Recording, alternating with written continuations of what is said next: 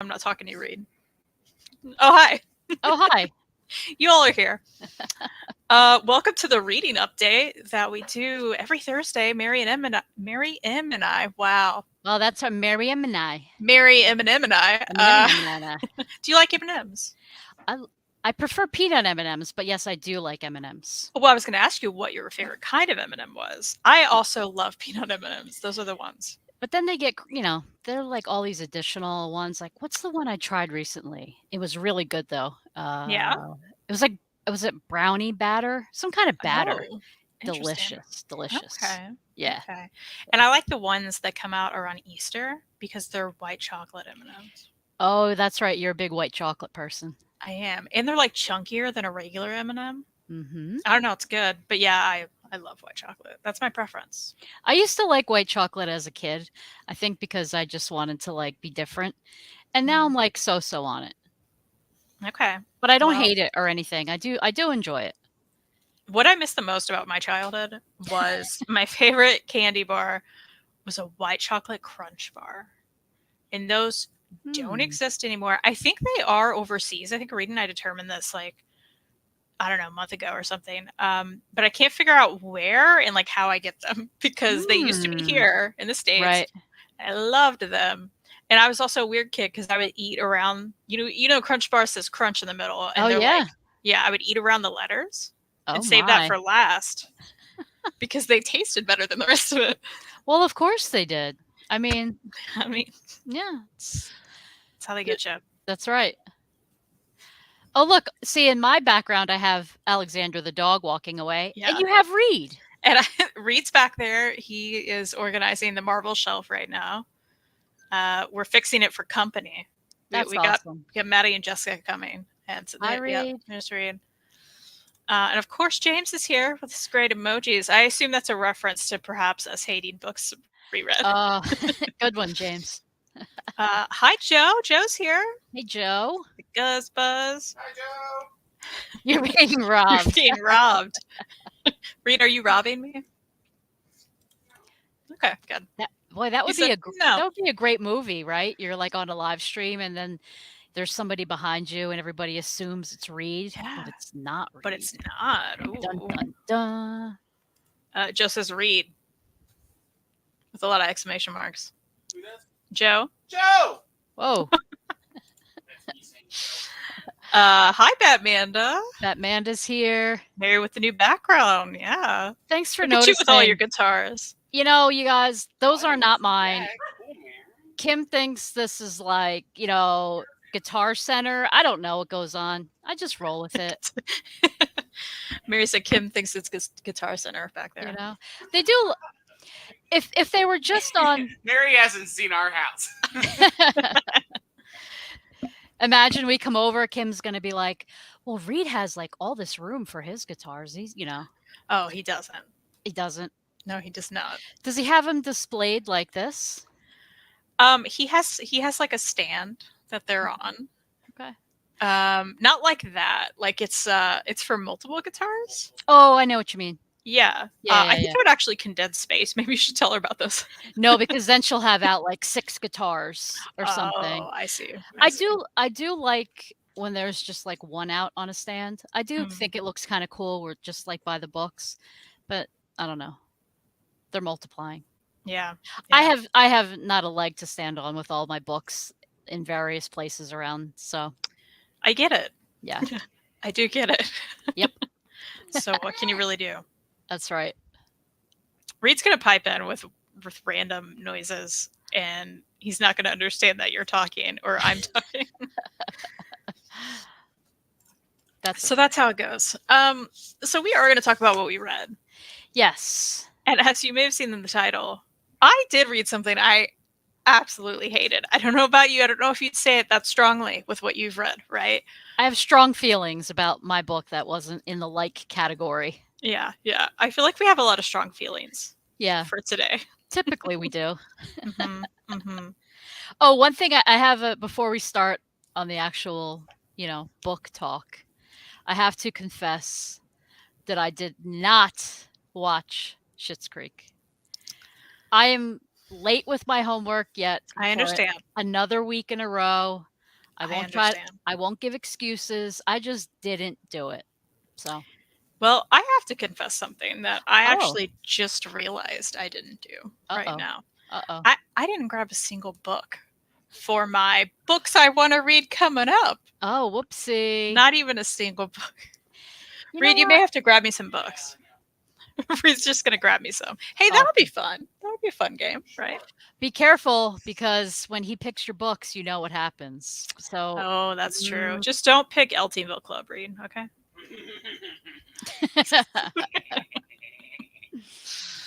All right. Well, hey, Hayden's here. Please let Reed know his organizing skills are great. Reed, you're Thanks, organized. Hayden. Oh, he heard you. Oh, Schitt's Creek. James is crying. I'm sorry, James. I don't want to One make day. you cry. I will do it. I will promise that I will do it. And I also want to say I'm not watching it for any like rebellious reasons. I keep forgetting, honestly. I mean, but you Yeah. kind of are. I swear, you know I love to say when I'm being rebellious. I'd be all over it, but I really just keep forgetting. I mean, that's fair. You know Yeah. what? Because I forgot to. Yeah. Otherwise, I'd be telling you. I mean, remember, was it this week? I think I told you. My mind, I don't know where my mind's been, but like I was like waiting at my transfer station, at, the train station. I was there early. I was like playing on my phone. I was reading a little. My train went right by. I Oh didn't my get gosh, you didn't tell me that. Oh yeah. So I Oh, had to wow. I had to wait an additional 25 minutes. So that night I got home like barely before 8 o'clock because I was just like, I don't know. Is it daydreaming if it's after 5 o'clock? I was daydreaming, whatever. I don't know what a was going on. bummer. So my mind's like, I don't know, not itself right now. I get it. But Yeah. Hayden does have to say, to paraphrase Tyra, Mary, we were rooting for you. We were all rooting for you. Oh, It's a good one, Hayden. What's up, guys? Did you and Reed break up and he's taking half oh his half my of goodness. Omnibus? Mike Red Stuff is saying that. No, Reed is being a lovely husband and organizing my Marvel Omnis Very because nice. there are too many, but we're figuring that out. Right, Oh, but- Reed? If we did have to separate them, these would all be hers. Oh, he's like, I don't want him. And I would not have. I mean, you have a few back there. Okay, that's something. I have to stand up now. So, All right. Okay. We didn't expect you to just crawl around the floor. you Yeah, know? what if he did, though?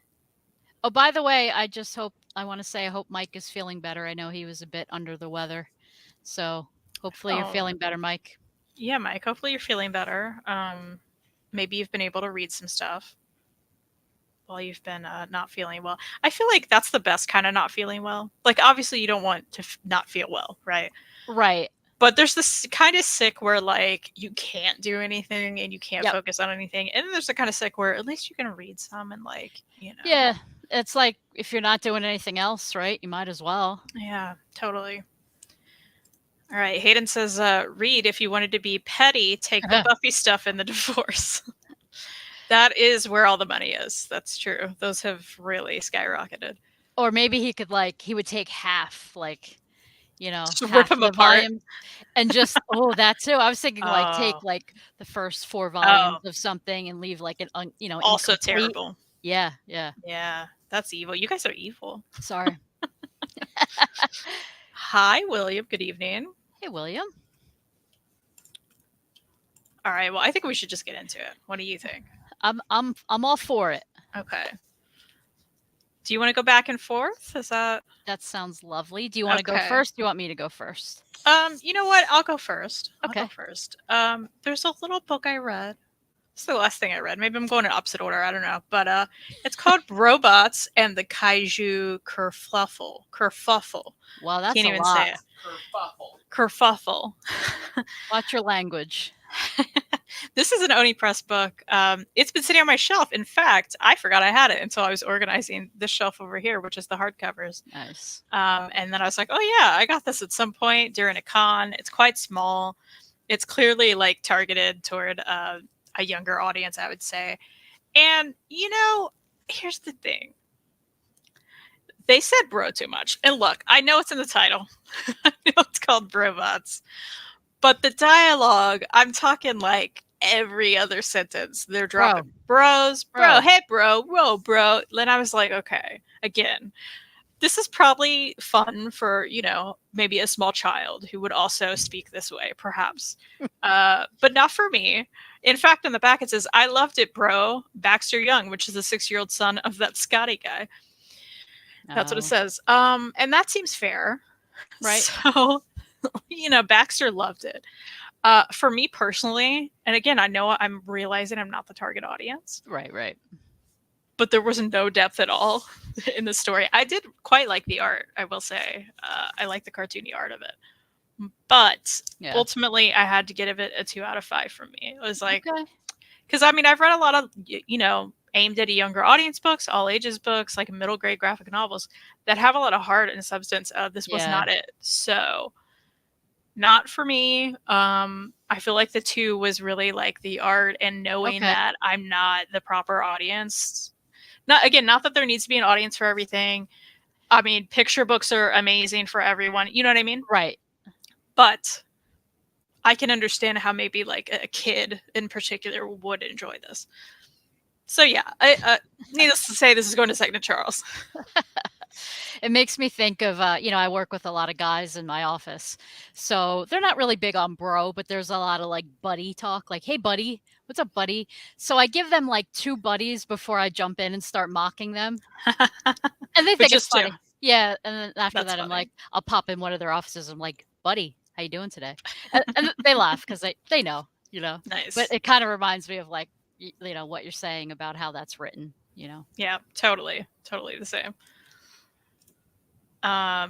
Hayden saying, take the Dark Horse ones, leave Kristen with the boom stuff. Don't do that to me, Reed. Mike says, thanks. I Oh. finished Star Wars Omnibus finally and almost done with number 6 Omnibus. That's cool. That's very cool. That's quite the achievement. For sure. Are they tracksuit mafia robots? Pretty much. Yeah, pretty much. Pretty much, bro. Bro. Hey, bro. All right. I don't know where to start. Should I Just come out of wherever the you gate want. with my... You could. I have to choose. This is like, what do you want to be, Mary? What do you want to start with? I'll start with a positive. Okay. So sorry, everyone. I have a lot of it's screenshot night because a lot of this stuff was digital, or I couldn't take having it in my home anymore, and I took it back to the library. So I listened to a very, very, very short audiobook on Audible. I just wanted something I knew I could 100% finish on the train, and this was only a half hour long, so I achieved that. This is it's called The Neil Gaiman at the End of the Universe, and it's written by Arvind Ethan David. This is the cover. Oh, sorry for all the reflections. I really enjoyed this. Neil Gaiman is the narrator, and it's one of those audiobooks. I know some people don't like this and other people love it, but I'm not used to audiobooks that have a lot of production as far as sound effects and everything. I guess I'm more accustomed to listening to straight up audio, just someone reading the book, telling you the story. But I really enjoyed all the sound effects and everything. And it's just, there's a lot of humor in this audiobook. There's, the humor is based around Neil Gaiman. And it's like one of those ones. I don't mean to lean into what I'm about to say, but because I feel like I say it a lot on these shows. It's just one of those ones, trust me, if you like Neil Gaiman, if you like science fiction, just give this a listen. You'll thoroughly enjoy it. I went into it knowing nothing. And not that there's a lot to know going into it, but I really enjoyed it. It's just a really, really fun listen. And before we hopped on here, Kristen and I were talking about how we love those audiobooks that are shorter, but they're kind of hard to find, right? Oh yeah. So we are now sort of on a mission. If we find any short audiobooks that are good, we want to recommend them to each other. And of course, for those of you that are interested, we'll share them with you.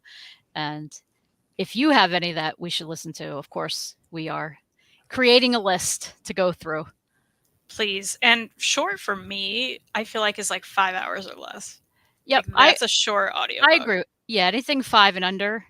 Because then we listen to it just a little bit, we speed it up a little, so it's even less than that, right? Yeah, totally. Yeah, yeah. So it's called the Neil Gaiman At the End of the Universe. Is that right? That is correct. And I'm actually hopping on Goodreads because, of course, I don't remember what I rated it. I know I rated it very high. Is it fiction? Yes. Yes. Okay. Oh, I rated it 5 stars. There we go. Well, and it did it say Audible exclusive? Is that right? It is. Okay. Sorry, but I know some people really dislike Audible. I have it, so I use it. It makes sense to me. All right. Well, I think Reed still has an account. I want to get the. I'm gonna jack his account and get the. Do it. Don't tell him.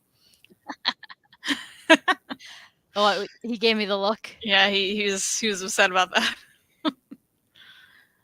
that. Sometimes audiobooks are way too long. That's right, James. Yeah. There's been times, especially if you can't get into a narrator, like it's not happening for me. Yeah. No. Well, we'll get into that on my next turn. You're like, sure. oh, that Audible book was brutal. For sure. I totally knew what you meant, though. Yeah. I also read X Gender. If anybody watches Fangirls Assemble, they've saw us talk about it, so I won't go deep into this. But I did ultimately give it a 3 out of 5. It is nonfiction. I thought it was quite interesting. It's about essentially an X-gender person, which is a non-binary identity in Japan, and I was glad it existed, and I think I ultimately liked it. I do own it. I don't know that I'm going to keep it. It's 3 out of 5. I don't know if I'm going to keep it, but I am interested to read the next volume, if that makes sense. Yeah, that makes sense. So yeah, that's how I felt. I'm glad I did read it, and there were certainly interesting elements to it. And if you want more in-depth conversation, you can check out that other video. I was able to watch like the first 10-15 minutes of the video that you did with Maddie on that book. And I think you mentioned that it's like very like educational, right? Like, did you mean like almost like textbook in a sense at times? There were certain elements part of me was like, I'm glad that there are these kind of educational moments. Some of it it wasn't textbooky in the way that like, you're not going to find this information in a textbook. Oh, right. Okay. And some of it was like, it's hard to go into without like describing things that happened specifically, I guess. Okay. But there were certain elements of it I did not enjoy, or, I think it will be good for a lot of readers who perhaps have a similar identity or are struggling with the same sort of feelings and need more information. I think it would be really good for those people. And I'm glad it exists for that reason, right? Right. I certainly am. But I don't know, there were a lot of like moments that got a little graphic about certain topics. Okay. That I could have done without personally, but that's their truth, right? And okay, thanks, Reed. Bye. Thank you, appreciate it. Can you check on the laundry? Thanks. Bye. He said, "I'm done." Wow. I mean, it looks good. Let's go back there. Incredible job. Yeah. I should have told him that, I guess. But I did say thanks anyway. But my point is, I think that level of like honesty and truth from the author, though, was also refreshing in the same way. Like, even though there were parts that I was like, okay, I don't know that I needed to know certain bits of these things. At the same time, I was like, okay, it's kind of nice that like, and quite kind of refreshing to see such an honest portrayal from someone about their life, about their situations and their circumstances, right, and what they're dealing with. And some of that I think couldn't be avoided with a certain topic as well. Okay. And I'm not saying it should have, but some of it I was just like, okay, I don't know that I that I need to know this or see, but that's just me. So someone else may really, really love it. And I did ultimately think it was good for what that's worth. Yeah. All right. I feel like I talked in a circle there, so I hope that made sense. No, it made sense. I'm the one that asked you to, do a deeper dive into it.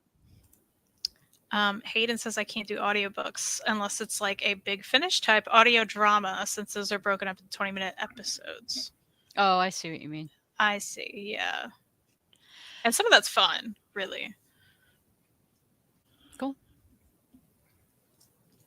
Okay. Fellow book nerds, friends, viewers. Here we go. I finally finished. We always mess up this name. The House Across the Lake. We're like, oh yeah, how far are you in? The House on the River. I could never get this title down. I would often think The Nice House on the Lake too, which is a yeah. comic and not that book. Yeah. Okay. So I'll start with the cover. I have to say it's a pretty cool cover. Of course, with all this reflection, you can't really see it, but there's the house across the lake. I feel like you look at this and you're like, that's a straight up thriller. That is one heck of a thriller. One would think, because this book is billed as a thriller. I went and looked on a couple different websites, read the description. Like maybe it was me, right? Like maybe I assumed it was a thriller, like straight up thriller all the way through.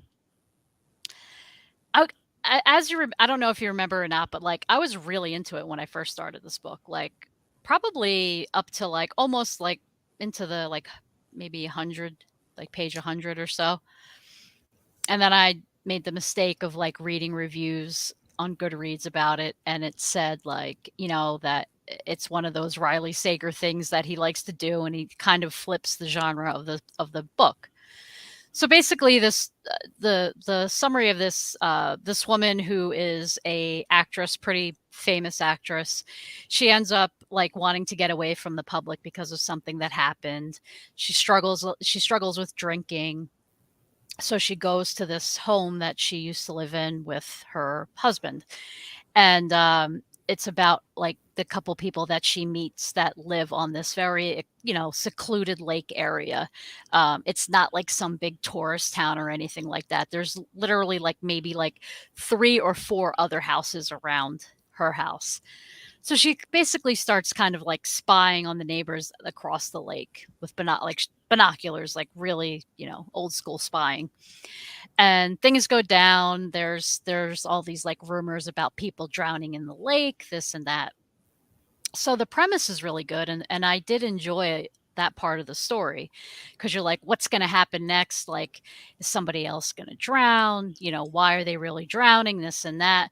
But then in the typical Riley Sager style, which I just, you know what? It's not a bad thing, right? Like to figure out like, okay, maybe that writer just isn't for me. I mean, I'm not going to complain. I borrowed this from the library, like, and actually halfway through I was really struggling with trying to finish the book, and I did flip over to the audiobook. And Kristen apparently had tried this away, like tried to listen to the audiobook a while back, right? And what was your experience with the audiobook? I did, and I was very excited for the audiobook to come in because, you know, Riley Sager, he's my favorite author of all time. He's your guy. That's a joke Mary says to me all the time. He's not my favorite author. I've read one of his books. But anyway, I just happen to really enjoy it. So she's like, your favorite author. That's right. Anyway, yeah, I tried to listen to it. And there was something about the narrator. I could not get into it. It felt very dry. Mm-hmm. And there wasn't a lot of life into it. And I did end up reading some reviews after about the audiobook in particular. Oh, you did?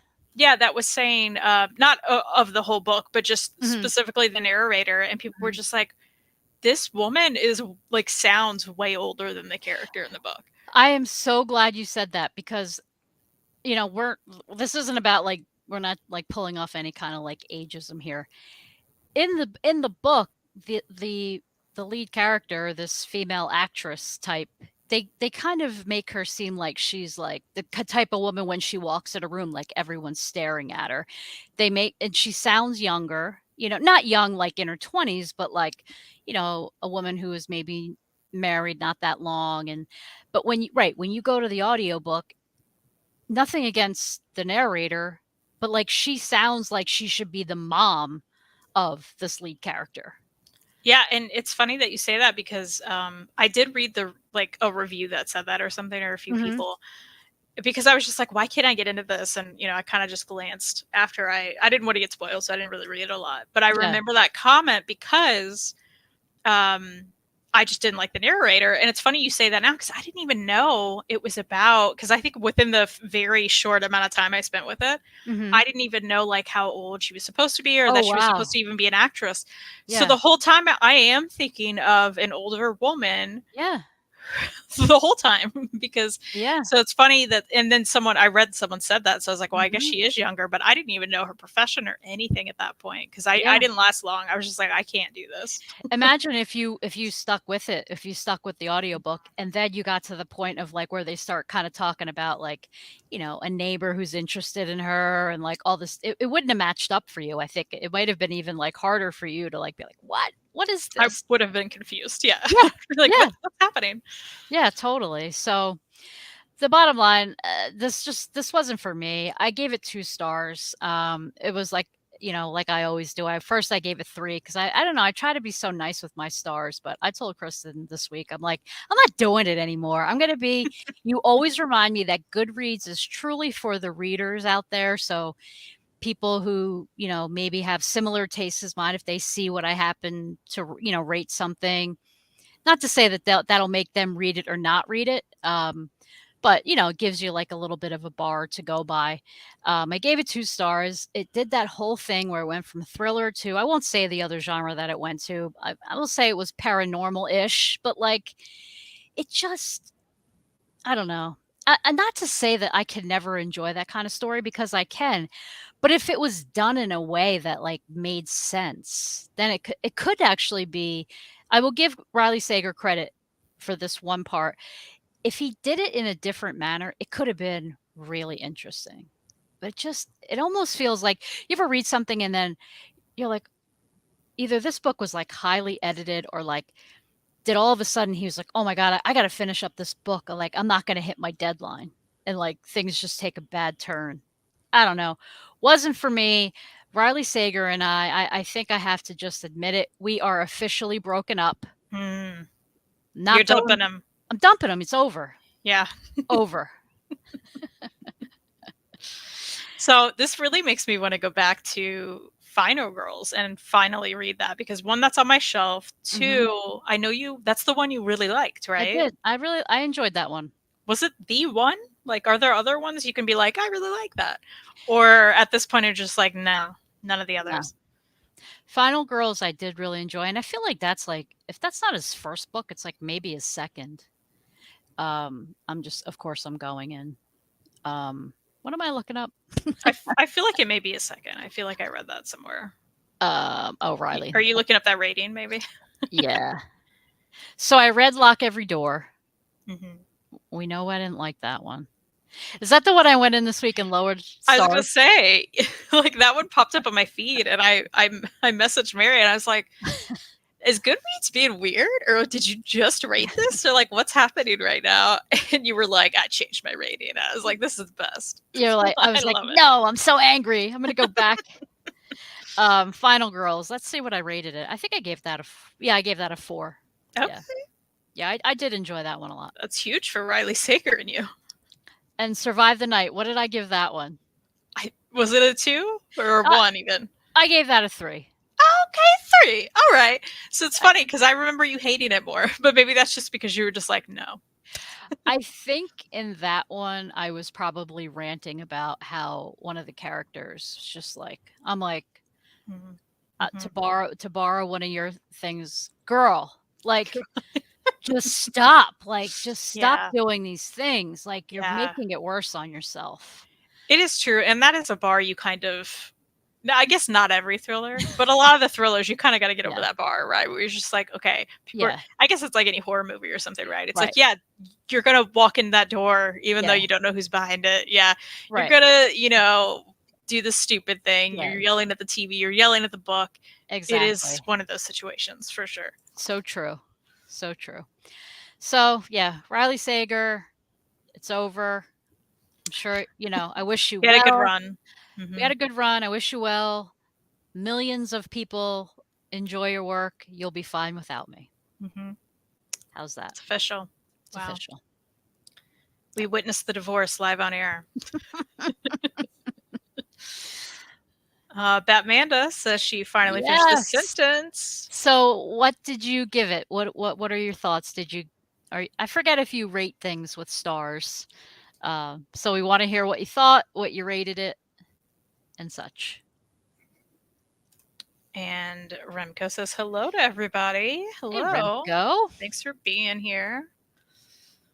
All right. I read Ducks by Kate Beaton. That's right. 2 Years in the Oil Sands.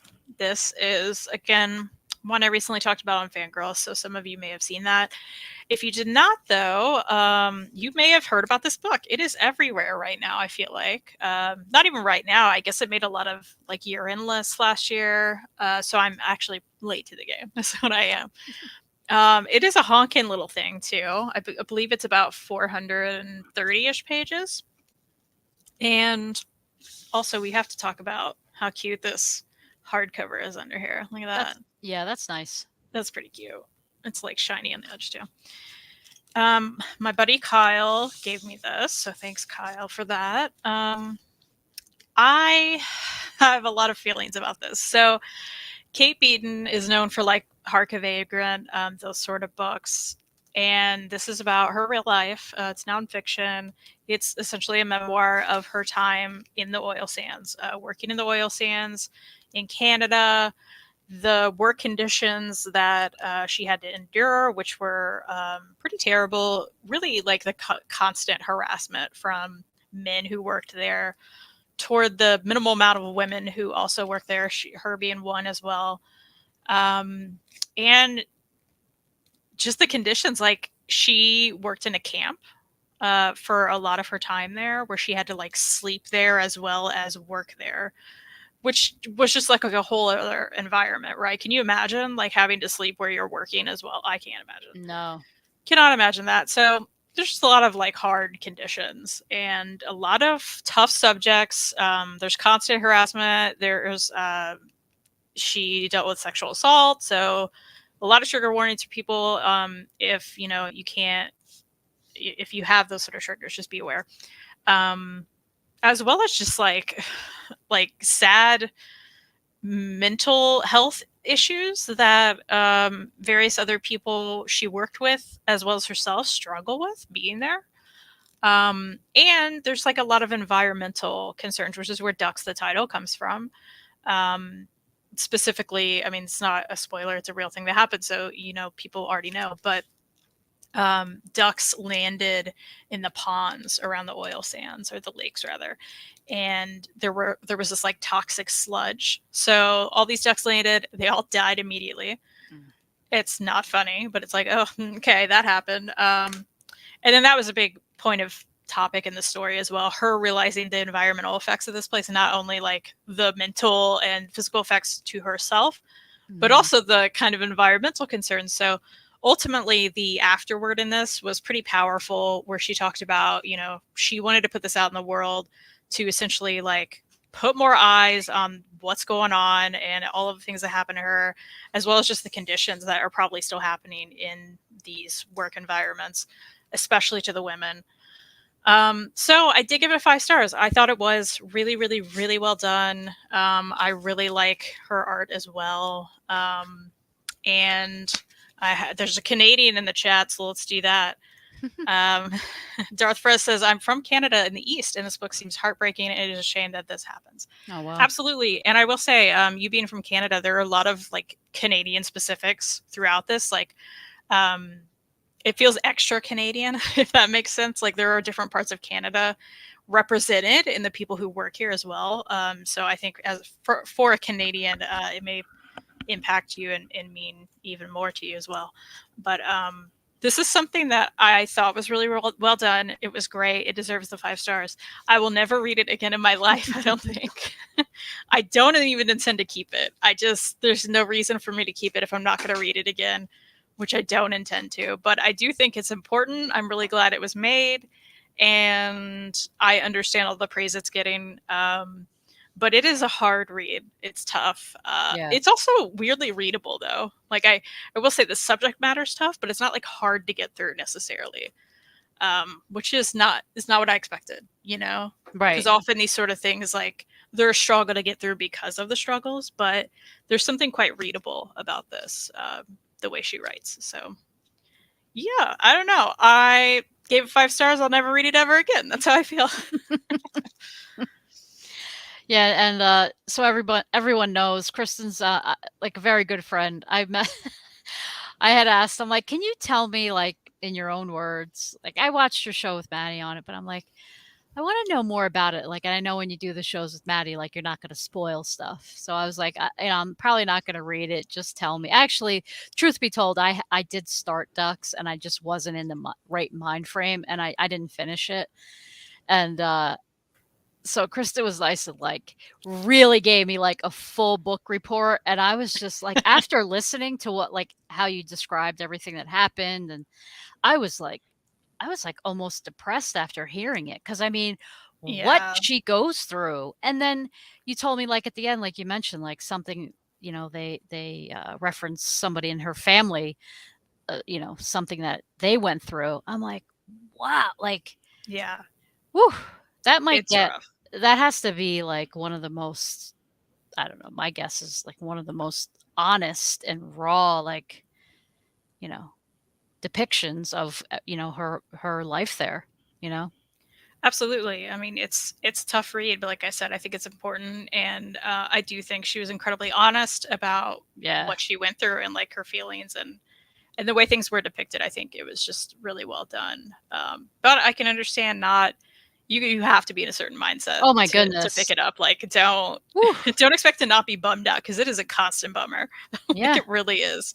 Like, If you're into that, then great. But again, be aware of the trigger warnings and be aware of just like I think mentally you got to be like in an okay mindset to like, oh or my even goodness. great mindset to go into it because For it's rough. sure. Yeah. Yeah.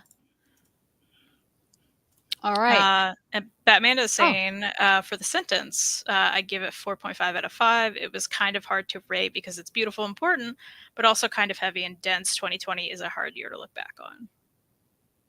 very I think you're spot on with that. But I am so glad that you read it and that you enjoyed it. Totally. Kristen's going to read it sometime too. I will, for sure. Ducks is on the ALA 2022 top 10 graphic novels for adults. I totally believe that. Nice. That's awesome. Darth Oh. Fred asks, how would you recommend it for a teenager 15 years old? I wouldn't probably. I mean, I think that's, you know, I feel like all teenagers especially are different. So I assume you know this 15-year-old. I don't know if that's somebody, I assume someone you know personally. I would think about those specific trigger warnings in particular. Yeah. When you think about that. Also, Kate is of a college age in this, so it is skewed, I think, toward an older audience. But at the same time, there's nothing like graphically depicted or anything like that. So I would maybe recommend if you are thinking about gifting it to get it yourself and read it first, or read it digitally or something. If you're thinking about for someone that age, because I mean, some 15-year-olds are very mature and That's true. maybe very interested in something like that, and maybe, you know, so I would say I don't know this person, so you Right. would have to make that call for Right. sure, but it could work. Yeah, that's true. Like if we knew that teenager, then we could say, oh, I think they could handle it or not. You know, Mhm. like you said, a lot of times teenagers end up surprising you, right? Like Totally.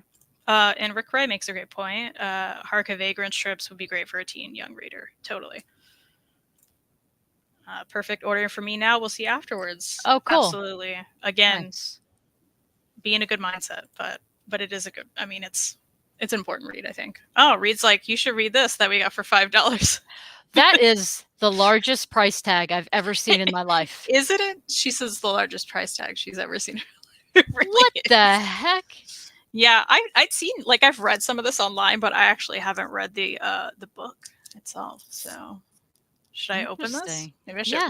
Reed's like, I came here to give you books to read. You're not telling me what books you want me to grab. Well, I can't grab books yet. We're not to that part of the You show. have to tell me what to grab. You can You grab said I it. could come do it anytime. You can do it anytime. You said you were just gonna grab I some never stuff. said I was just gonna You said you were just gonna grab some stuff for me to read. You're welcome to do that. He thinks he's so funny. He's like, I'm just gonna put my belly in the shop. I know what he's up to. That's not where this goes. I would just like to point out, I was just organizing this shelf, yes? And Yes. going through it and making it look very nice. And we're doing that with this entire room. And one of the problems we have is when we show a book on this show, she takes it, hold it. Okay. We're holding it. And then what'd you just do with it? I put it down Where'd you put it down? on top of other books on my desk. Not back on the shelf. You gave it to me. Yeah, but guess what? It could be reached. Oh. I can't reach that. My arms are too short. Look, I can't touch a book. You can't do pulls? I can't do pulls from here. We're two in the middle of the room. Oh, the people don't know I would just like, I'm that just the pointing desk it. moved forward. Oh yeah, so well, they may know because like this is different. I Yeah. feel like that you could see more of it. That's true. Have you shown these yet? No, I haven't shown these yet. Okay. You can't touch them. What's that? This is something I'm currently reading. I'm going to talk Okay, about it. I'm gonna put stuff stacked over there. Okay. No, leave it over there. Reed, no, look, nobody's interested in what you're doing.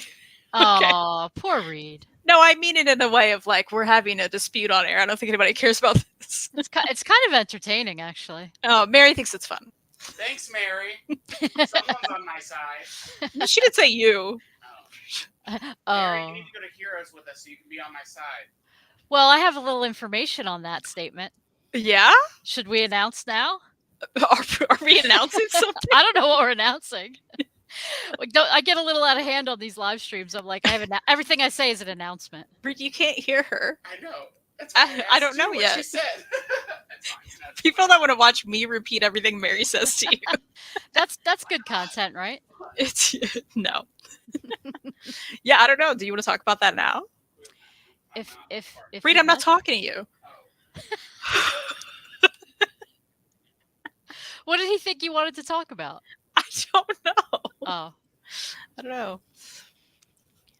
do you want to talk about that? Yeah, let's talk about it. Yeah. We're talking about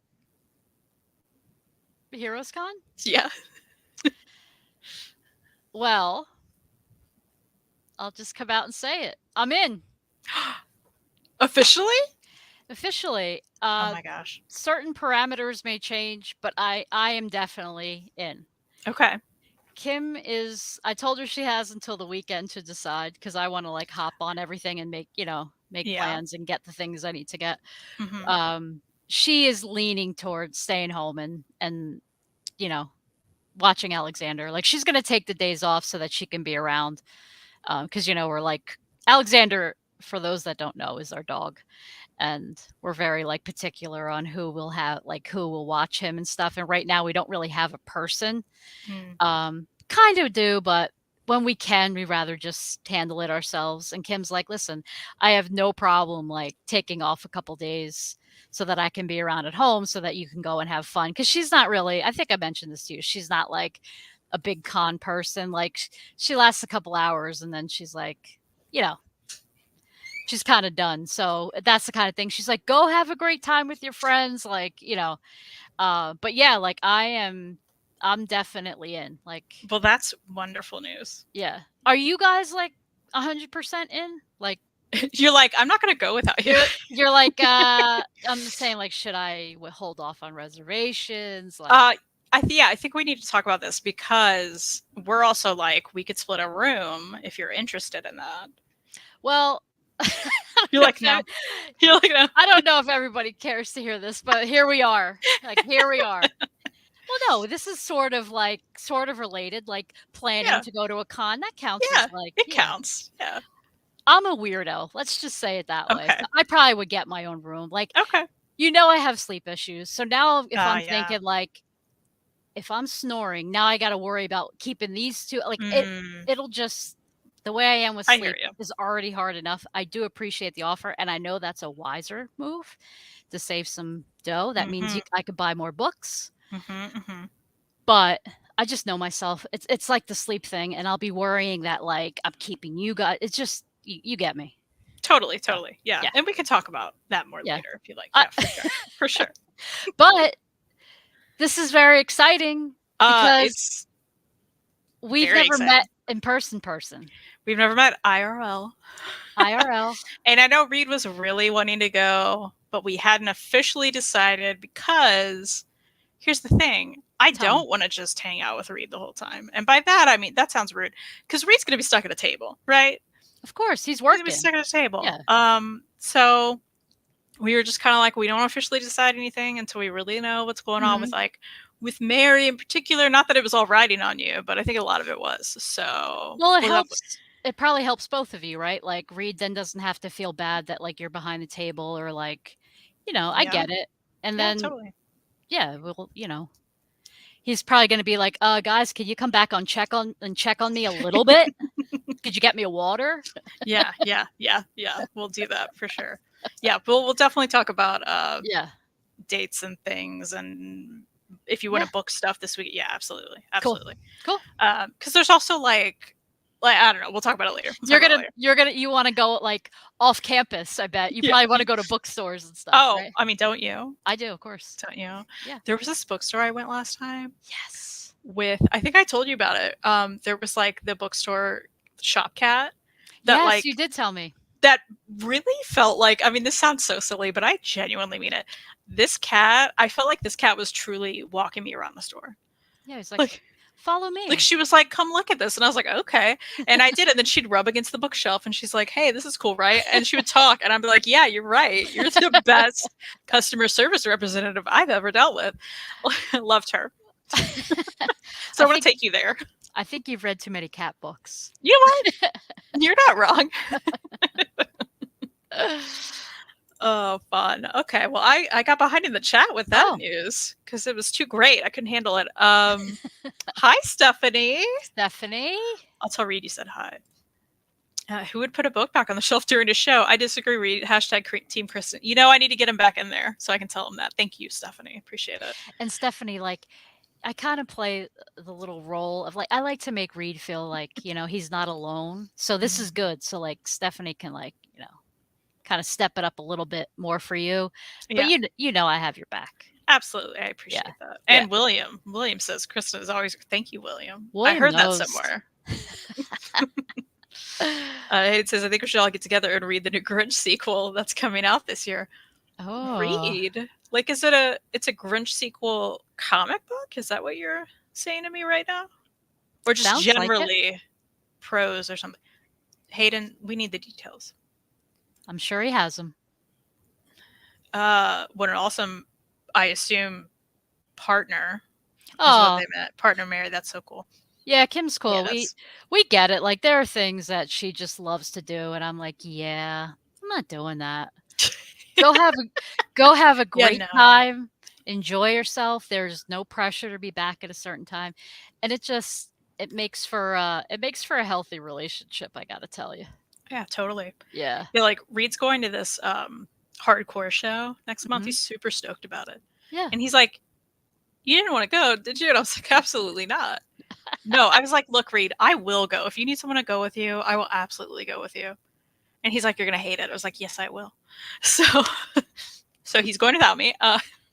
No, but that's good, right? Because then he can go and enjoy himself. He doesn't have to worry like you're having a bad time or whatever. I just think it's better, right?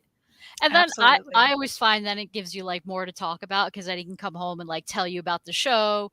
I just think I don't know, keeps it for sure. Totally. Yeah. William's trying to get us to share a room though. Huge shame sharing a room. You know what it is, William? I am like the worst sleeper, and I've been told I snore now, so it's a whole thing. Some things we can't help. Yeah. I get it. Yeah. But I do plan on being in the same hotel, and I'm going to be like, okay, I'm up now. What are we doing? Yeah. Where are we meeting? Yeah. We getting breakfast? Where are we going? Reed knows you need to get autographs for your dad. It is funny because it's true. And also my least favorite thing about cons. My dad's going to see this later, but it's true. I hate it so much. Do you understand what I just did? no. Larry knows I'm going to be going now, so he's going to be like, "Oh my god, I can double my list." Oh my gosh, you're right. It's not okay. Dad, don't think about that. You guys have to do a docu-series type recording of your time Ah. together. Document all of your bookstore adventures and have those interviews off to the side. Oh my gosh. We You know what? We were we both like, we should. Ooh, great idea, Stephanie. We could certainly maybe, when we get like back to the room at the end of a day, we could do some live streams from there, Oh, that would be fun. right? Yeah, we could do like con updates. Ooh, Oh wow. updates. Here's all the things we bought and we're never gonna read. Here are all the books we bought and that we're going to tell you we're going to read, and we're never going to read them. Actually, that sounds great. We will have to do that. Yeah, that'll be fun. No, it's not an actual book. How the Grinch Lost Christmas. Oh. Oh. Interesting. Yeah, it was partner and awesome. Sorry. Yeah, let's totally get it. I was just like, wait, is this a word I don't know? That's like me whenever I type without my reading glasses on. I look back at my text later. I'm like, how did anybody even understand what I said? I sent some work. Usually, I'm pretty great about work emails and like not messing something up. But what was the word gosh, what was it? Now I can't even. Oh, letter. Instead of letter, I put like later. Later. And I went to find the email I sent to be like, I said that right. And then I looked and I was like, really? And I know it's just a typo, but it bothered me so much. You know what I mean? Like, I was just like, I hate it. I hate it so much. We had something like that. It sounds, unless you were there, this probably isn't even going to be funny, but today at work we were laughing so hard because my friend Abby sent an email to somebody else who I work with, and she meant to sign it best, Abby. But I guess because of autocorrect, because she did it on her phone, it said because, Abby. And we were, so by the end of the day, we were all doing like different, because Abby. I'm like, what do you think? Like, who do you think you are? Do you have a column now, like Dear Abby, or That's funny. because Abby, like, do you think you're like, Carrie Bradshaw from Sex and the City? Like, what are you doing? We were crying, laughing. That's super funny. Yeah. Oh, what's Larry up to here? He's getting ideas from William. William, why you do this to me? Oh my goodness. Larry, do you have an autograph from the famous Reed Chancellor? I bet he does. Heard there's a Kickstart going on right now. You're right. It's called Summer Vacation, James. The link is in the description, but I bet you're also going to post it because you're the best. Thank you. There are, let's see, I have it up in another window. 7 days left to back Summer Vacation. Nice. There are still limited records left. However, only a limited amount. Let me look. There are 9 left. There are only going to be, I think, 25 made in total. There are 9 left. So that's awesome. Yeah, definitely look at that Kickstarter if you want to support Reed and me and really great independent comics. Check it out. Hello, Gabriel. First time watching live. Good to see you here. Very cool. Let Abby live her Carrie Bradshaw fantasy. Right? Because Abby. She'll die. Sometimes she pops in here, but she's a lurker, so she hears us talking about this. She'll be like, what are you doing? Telling me. Oh, I love that. Yeah. I love how, like, may I just say, I love how you can get, like, your work friends to, like, pop in here. Because I don't know that I could ever. Here's the thing. Say these things to my work buddies. You know what I mean? I understand that. There are 3 people that at work that I, have shared that I do this with. And there are 3 people that, I could tell they're my closer friends, obviously. But I totally hear you, because there are some people in the office, like, obviously I don't care. I mean, you can't do this on YouTube and care too much about people watching you. Because really, I love doing this. It's a lot of fun. Like, I love talking with everybody in the chat, and obviously you, but it's like, but I totally understand what you're saying. Yeah, right? Yeah. No, but I love that. So Abby sounds cool. She's cool enough to, like, pop in here. Yeah. Which, thank you, James, for posting the link. You are lovely, of course. Darth Fred is saying, I want a hardcover summer vacation book. We're about halfway to the goal of getting all the books turned into hardcovers. Oh my goodness. So if you check out Summer Vacation, go down to the stretch goals. You can see the stretch goals there. And at the 3,000 mark, all of the books will be hardcovers. And that's very, very exciting. Remco, thank you for supporting. This says I supported today. I'm totally in it for the Awesome. bookmark.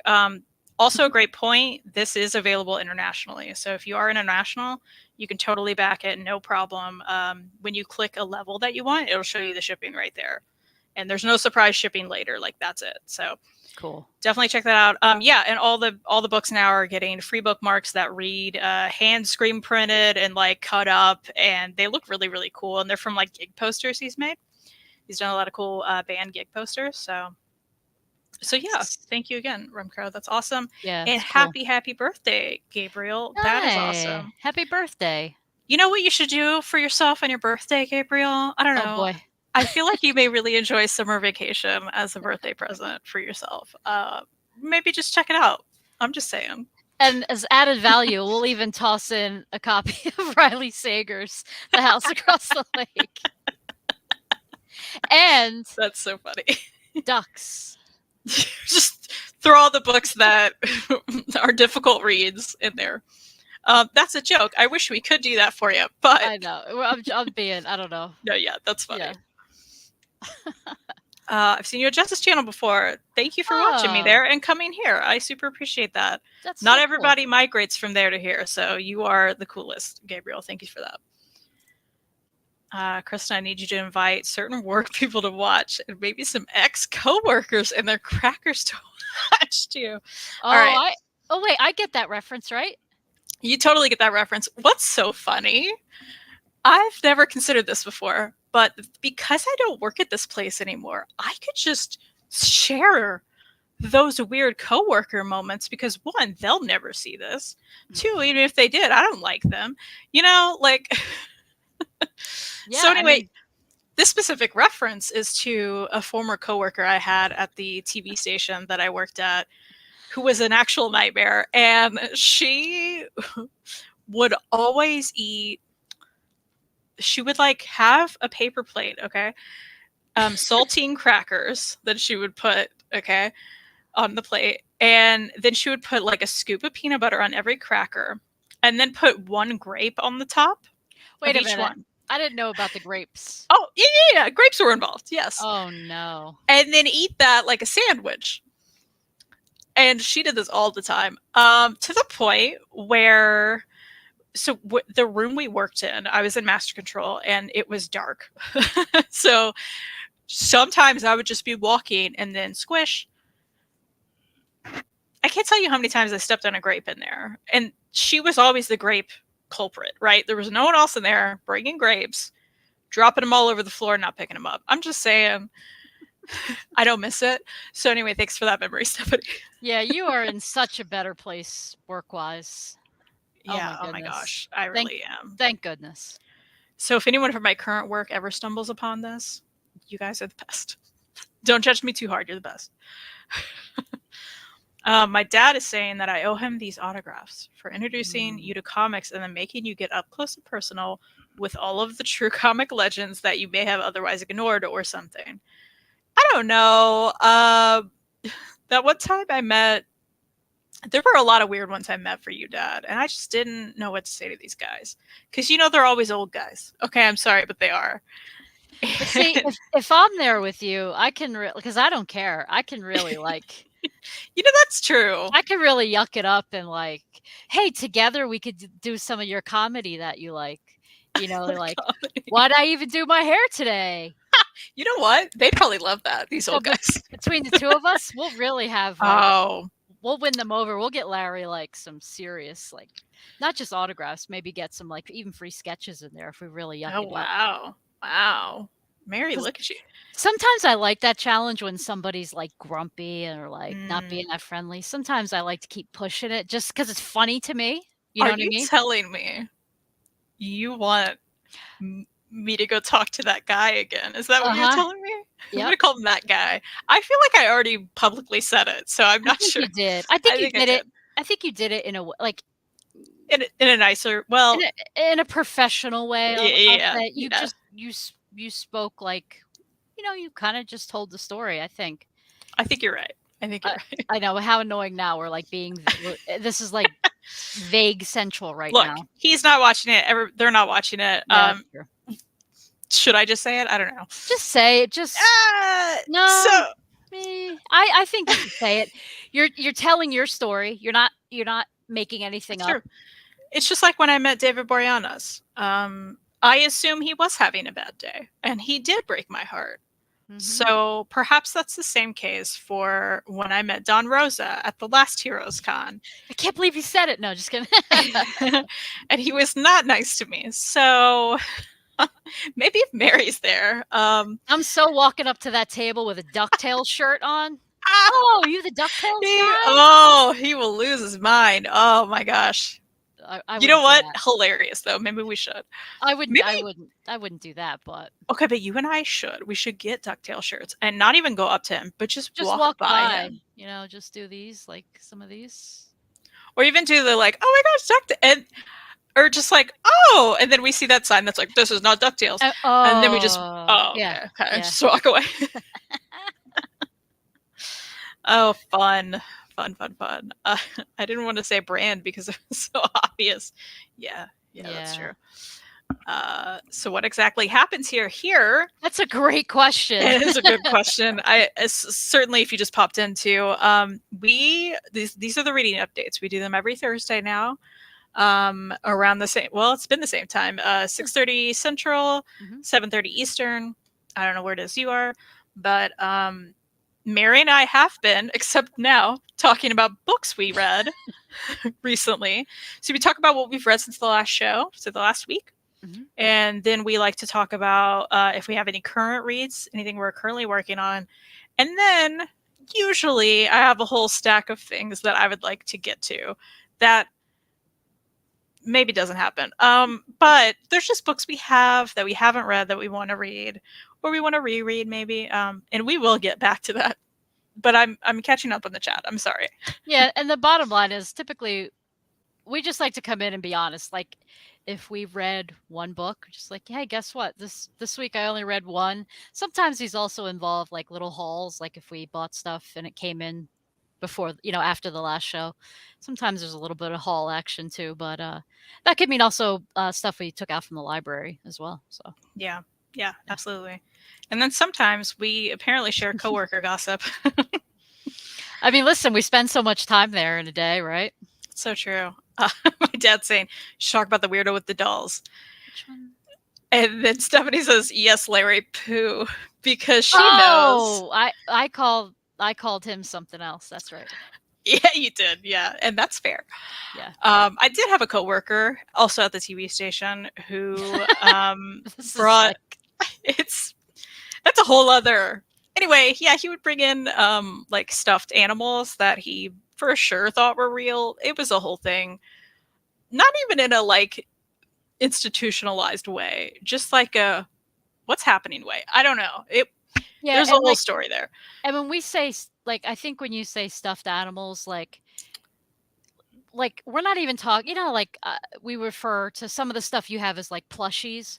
We're not even talking plushies. I think we're straight up saying like these were like stuffed animals. Like Yeah, I have a little kitty cat right here, which is from Our Super Adventure. okay, I'm gonna. Do you have that chicken near you too? Because the way you're pulling stuff, there it is. There it is. Well, what's great is these are both comic related, which is why they're in here. This is this is Pollo from the Chew series. He is a half bionic rooster right here. Of course he is. Yeah, and he was between these shelves, which is why I grabbed him. This is one of the cats from Our Super Adventure, which is the Sarah Grayley comic series that she does with her partner stuff. And they're lovely. And I happen to get these in a Kickstarter. There's a few down here.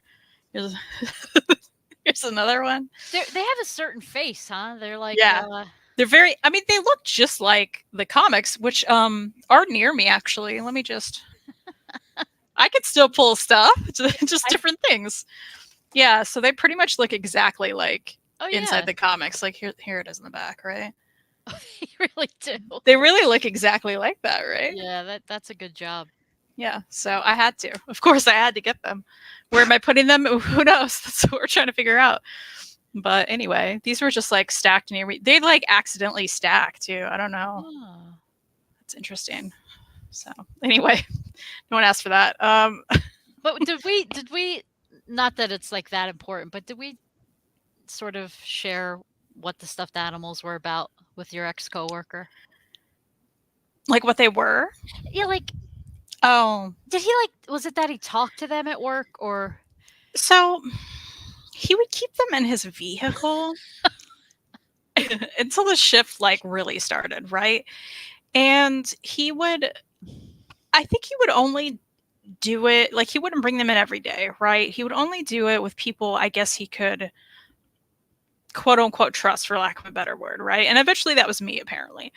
Because he would bring them in, put them in chairs or like set them on the counter, reference them throughout the night, talk to them. Often, like there was a certain poo obsession, which is what Stephanie is referencing in here. And here's the deal. Again, I showed you these two. I have various other plushies around. No judgment for that. I think they're Yeah. fun and they're cute. totally? I'm not bringing them to my work and thinking they're my children. That's ultimately what it comes down to, right? Bottom line, right? It also obviously does not help that this person was incredibly arrogant and thought a lot of himself and very little of anyone else. To the point where like he would only fly first class, like, and really thought anyone who didn't was like a peon kind of thing. You know what I mean? It was like it wasn't a nice person, so that didn't help. It didn't help. Well, that's the thing, right? If he was a nice person and and treated you even nice sometimes, like we wouldn't even be saying anything. Be like, oh, that's his Yeah. interest. Like, who cares, right? It would be, I think, a different situation. It would. Exactly. Exactly. In this situation, I certainly felt like the floorboards were like those tiles that you could like slap suction cups down on and pull up, and all of the electronic like cables and wiring were under the floor, right? So there would be a constant joke among various people that we were going to do that one day and there were 100% going to be bodies under there and we would know who did it. That's all I'm going to say. Remember the thing I always told you? I'm like, you better check that guy's basement at home because I have a feeling. Telling you. Yeah, it was the situation. Anyway, I didn't mean to go on about that. Jessica's here. Catching some of the reading update live. Best Friday Eve treat. Yay! I'm happy to see you here, Jessica. I'm going to meet Jessica in real life. This is crazy. Saturday. Can you believe that? That's so fun. Mary Kristen's vaudeville hat. Totally. That's funny. We could have like wardrobe changes and stuff if you We want. should. Yeah. A song and a dance. Yeah. Gabriel's from in West Virginia. Oh, okay. I've been through there. I'm sure I have too. I enjoy reading comics. Read Batman vs. Predator as well as the original Batman Spawn crossovers from 1994 this week. Wonderful. Nice. Love that. You got a lot done. There's a comic somewhere in those stories. You know what? Oh my goodness. I should commission Reed to draw because I can't.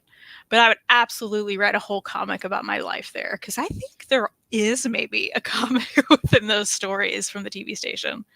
There certainly is. That's a good idea. I'll credit you, Remco. I've got an Alf plush, so you're not alone in having stuffed toys. Listen, that's lovely. Everyone has quirks and is allowed to have interest, but you need to always be kind. Thin grapes on the floor and Barbie girlfriends aren't bad if you're nice. Exactly. That's so Very true. So true. He has stuffed animals buried. Probably. It sounds like an NBC sitcom. That would be good. Please do. Yeah, we'll have to talk. Okay, so we read more things. I'm sorry. I believe it was your turn. Yeah, I don't even know what happened. I think it was your turn. It was my bad. I feel like I contributed. Somehow I went from ducks to whatever just happened. I don't know how that happened. Yeah, and then I started giving away your books. Like, I don't know. Whew. Okay. unless Kristen, unless you saw this on Goodreads, I'm not sure if you even know that I read this. Oh. Because we all know sometimes on Goodreads you don't always see like what I'm doing, but sometimes you do. Mm-hmm. So this is a book I was in, I forget what bookstore, and I almost bought it, but I was like, dude, why don't you see if you like it first? So what I did, I borrowed it from the library digitally, and I adored this book. It's called Marshmallow and Jordan by Alina Chow. Uh-oh. Kristen didn't like the cover. What happened? So, should we wait for her, guys? There she is. Come on! What's going on? I just had to get up and grab it. I have this. I haven't read it, but I have it. Oh my god. Yep. You know what? A bookmark you gave me is even in it. Well, Dr. Seuss boy here. Clearly, I intended to read it at some point. Wait, let's both hold it up at the same time. This story, first off, Marshmallow is the elephant, as you can see. Yeah, you can see yours better. Yeah. Yeah, I'll show you things. Jordan's the little girl. She's in a wheelchair. She's a great basketball player, but she can't play at the moment. So she is like the best teammate. She like helps with coaching at practices, plays a little bit in practice, and it's about her story, how she meets Marshmallow. It goes into her, her family a bit. It is just the sweetest story. I so needed this read after a certain book I read and finished this week. And just in general, I feel like lately, I always say this, but it's definitely me. I can't handle this right now.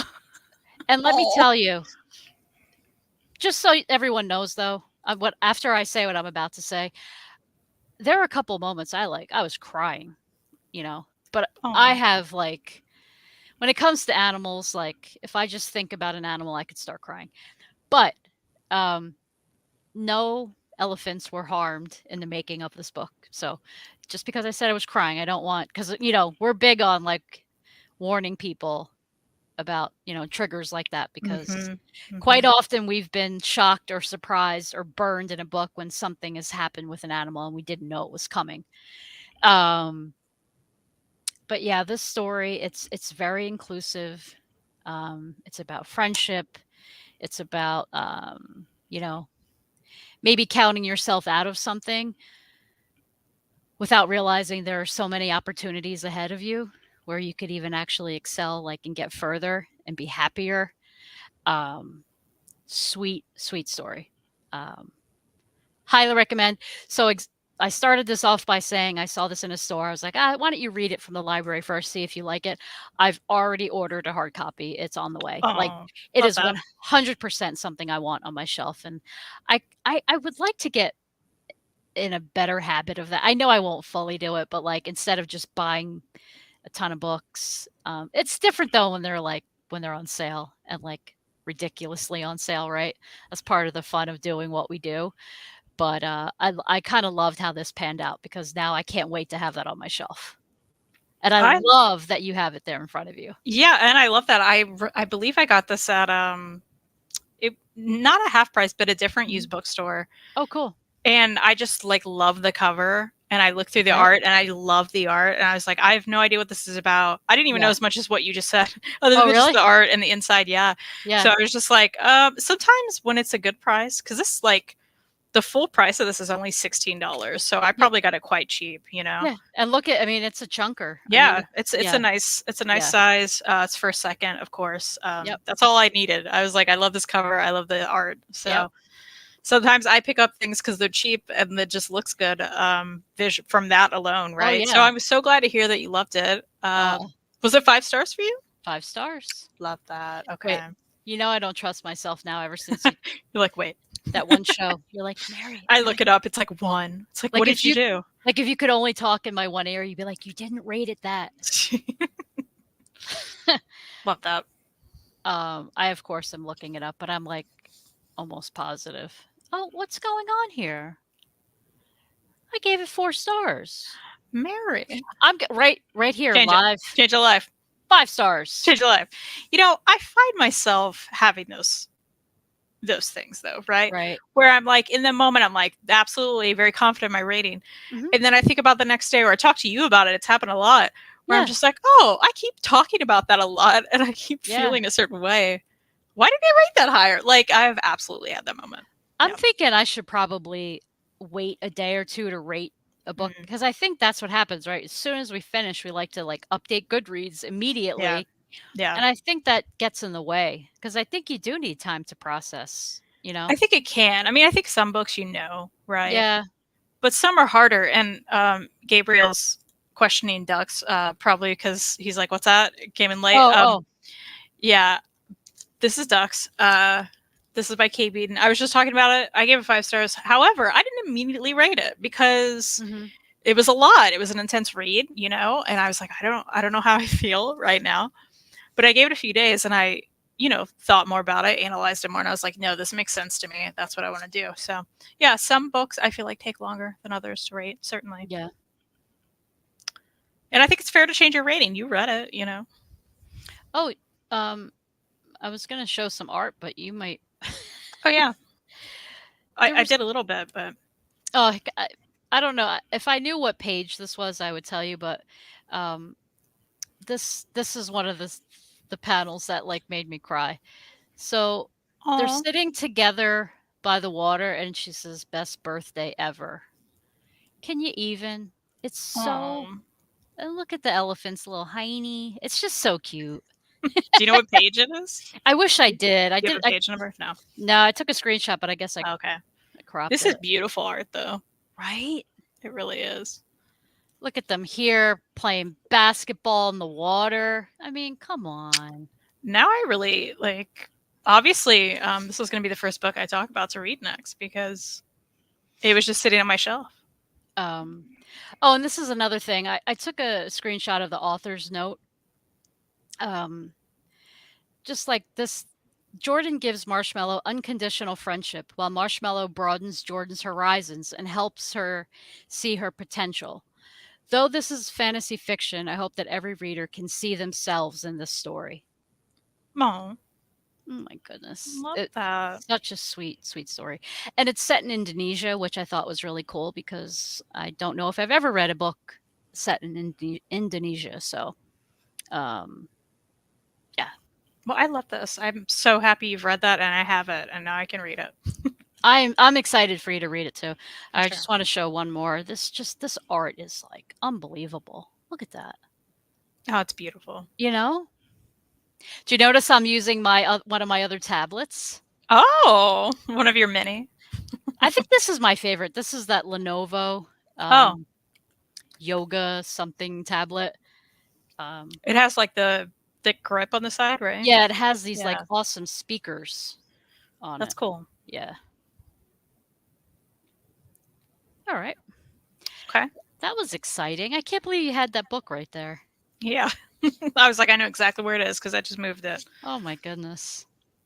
The next thing I read is called Fun Girl. This was actually part of my Valentine's present from Reed. Oh. He said it was part of my present, but here's the thing. It's obviously something he wanted. And he was like, but I also Oh. want you to read it. And I was like, okay, that's not really part of my present, but all right. Mm. There's one of those. But it's fine because I love books. But this is the cover. It's called Fun Girl. I will say, love the orange gilded edges. Look at I've seen this. that book. That's gorgeous. I've seen that book pop up on Hoopla, I think. You have, because I actually wanted to read it on there. Okay. I ultimately did give this 3 stars. So I did like it. I Mhm. didn't love it. There were certain things that I was like, hey, it's gross for no reason. Oh. So there were moments like that I didn't love that I'm Yeah. sure Reed loved. But Oh, differ on some things. Yeah. He did give it 4 stars, so I give it 3. He gave it 4, but I still did enjoy it. It's ridiculous. It is absolutely bonkers. Silver Sprocket put this out. If you've read other things from them, it really aligns with a lot of stuff they put out. On the back, the first part of this says, "Fun Girl is a hapless, hopeless, hot mess of a woman crashing through life, leaving mayhem in her wake." Her oblivious antics infuriate her roommate and ex-girlfriend, terrify the teenage skater she tries to impress, and threaten her every opportunity for employment. But surely Fun Girl will figure it all out eventually. A love letter to that chaotic friend with a heart of gold, Fun Girl's escapades remain charming, transgressive, and hilarious. A lot of it is like funny because it's so bonkers. And the art is, I really did like the art. It is so weird but fun. And they truly are like, these are just like super weird characters. Fun Girl is so strange. And ultimately, I think it's worth a fun hoopla read for people more than anything. But if you do like the weird, like I guess more underground type comics, Reed's probably watching this like, that's not what I would say. I don't know. I don't know how to talk about certain things like that. But yeah, I did ultimately enjoy it. Again, there's content, be warned, 18 plus, right? I don't know. Some teenager can read this, it's fine. So I don't know why I said that. But yeah, I don't know. It was fun, it was weird, and I don't regret reading it. I gave it a 3, Okay. but it's not my Valentine's gift read. Question: is it staying in the collection? Well, I guess it's technically his, isn't it? So Oh, I guess he's gonna keep it. this will go in the other room where Reed is. Yeah, I would not keep this personally because I won't Okay. read it again. But it is very pretty, It's and I know he like super loves it, so yeah. he's gonna keep it for sure. All right, fair enough. Yeah.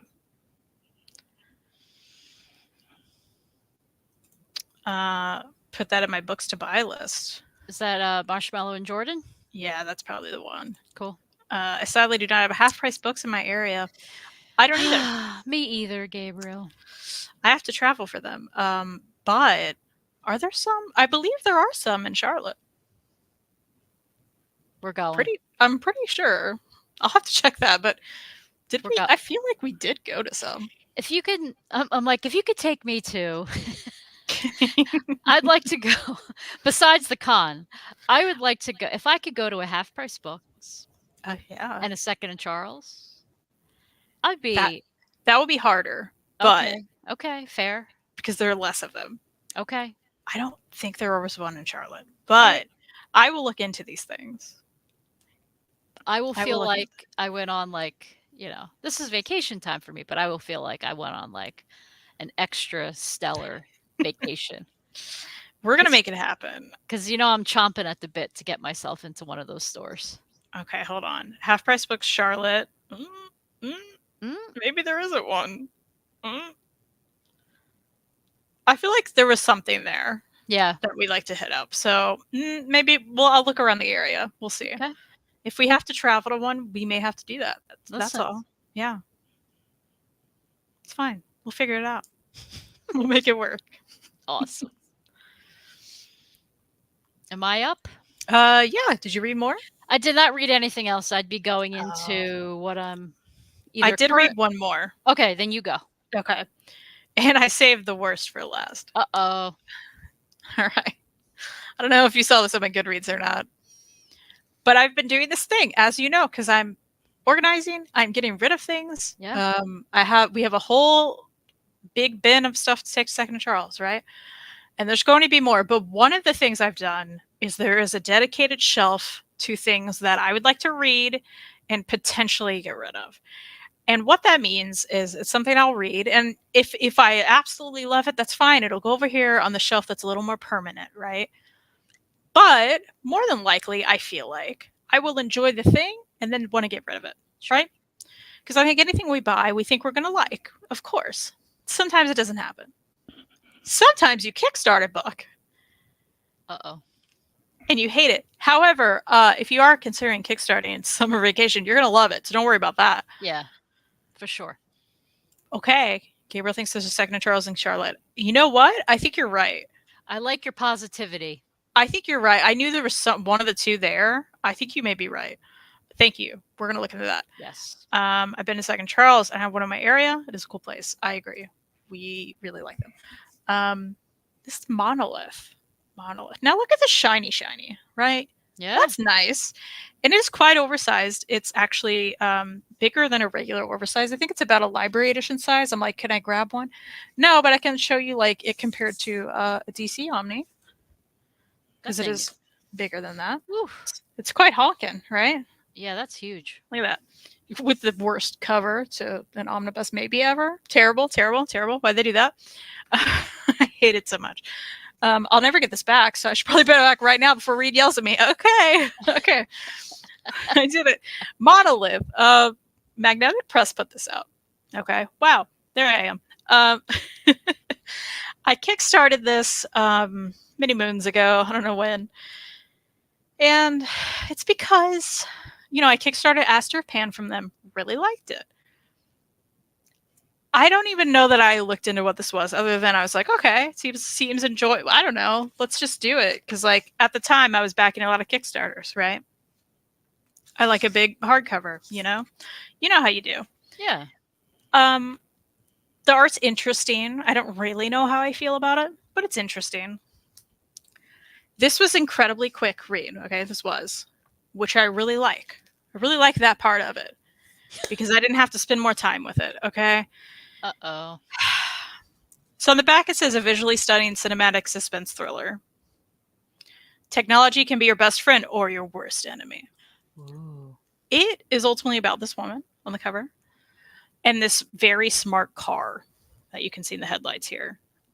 She is really a terrible person. Not a good mother either. She has a small child, like a toddler, and she gets in a fight with her husband and is like, hey, we're just going to leave for a little bit. Uh-oh. And he's like, well, take the car. And he got this car that's supposed to be like the smartest, safest car for family, for your, everything. Mm-hmm. It's a little bit in the future in that sense, I suppose. And so she's like, fine. So she takes the car, she puts her kid in the back and just heads out, just like starts driving. This woman is a mess. She is a total disaster. She like stops at a gas station, hooks up with someone random there while her kid's in the car. Yeah, just that kind of disaster. At some point, I'm pretty sure she's drinking and driving. Like, oh, good. Yeah, great. It's a lot. She's terrible. And the whole time I'm like, this woman's the worst. Why am I reading this? And also, what's going to happen to make me enjoy this story when she sucks so much, right? Yeah. So then eventually she's like in the middle of the desert or something and gets out of the car for some reason. And the car enables this safety feature that locks the kid inside. So she can't get in the car because of the safety feature the car has on. She can't, for anything, impenetrate it. Like, she's trying to get into it. Yeah. She can't get into it. So from then on, that's when the story really, like, the thriller aspect, I suppose, kicks in, because you're like, is she going to be able to get in this car and get her kid out of it when her kid's stuck inside? And how old's the kid? Is the kid like a baby? Like a toddler. Oh, oh, sorry. Yeah, you did say toddler. Yeah. So there's the kid. I mean, you see the kid there? Yeah, so he's a little toddler. I can't... Wait, where's the kid? Sorry, this art is... There he is. Oh, I see. Yeah, that art. He's in her arms there. Yeah. Got it. Okay. Yeah, the art's... It's just hard to... The art's hard to read a lot of it, too, right? Like, some of this I'm like, what's happening? I don't know. Like, in the darkness is like, what? So then the whole time you're like, this woman's so terrible, and our kid's stuck in the car. And essentially you're supposed to feel like the kid could die, because the kid could die.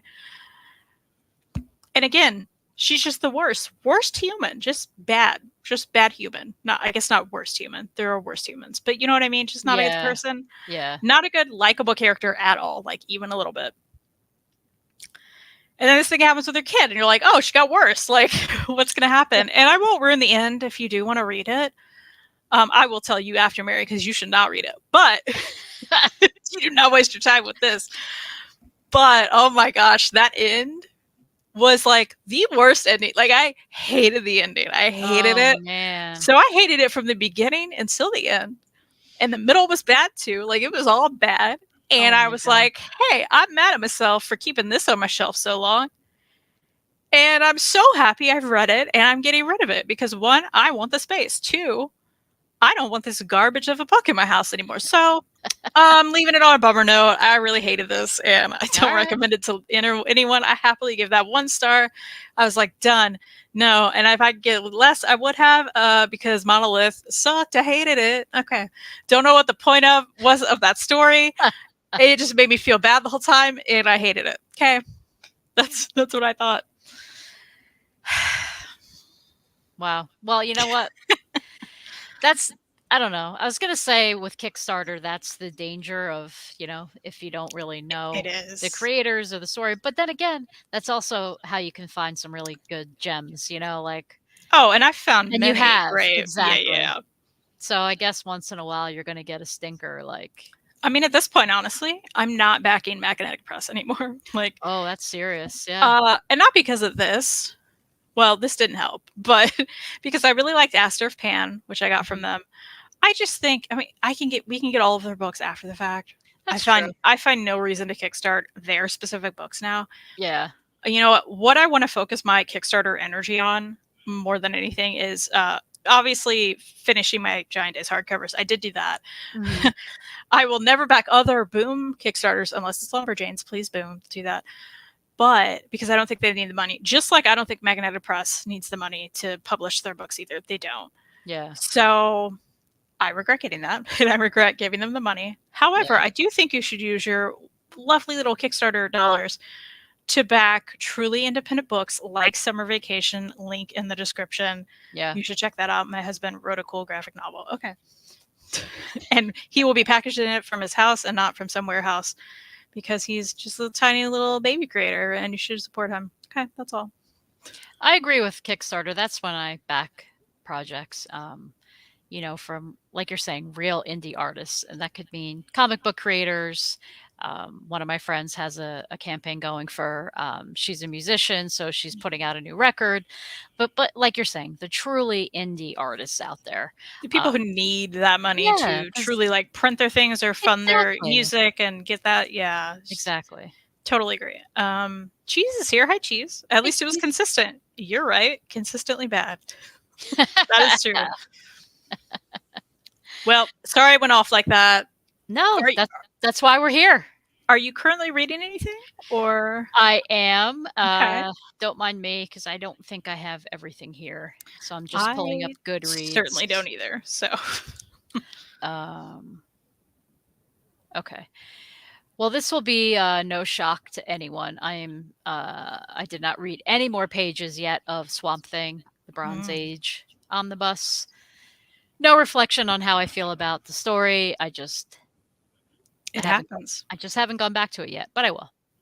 And then I just started this morning. I'm a big cozy mystery fan. I just started the second book in I think it's called The Coffee House. Yeah, The Coffee House Mysteries by Cleo Coyle. I just started the second book, which is called Through the Grinder. They have all these nice or corny coffee titles. Love that.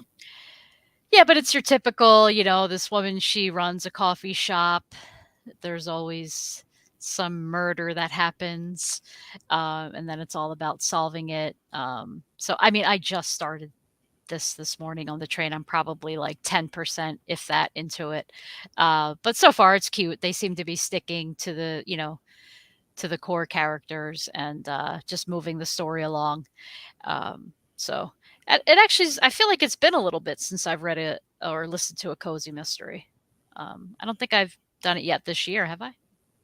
I don't remember one. I'm like, Kristen, I have I? check it. Yeah, you keep track of you keep better track of my reading than Goodreads does. Yeah. The bar is low with them though. Well, true.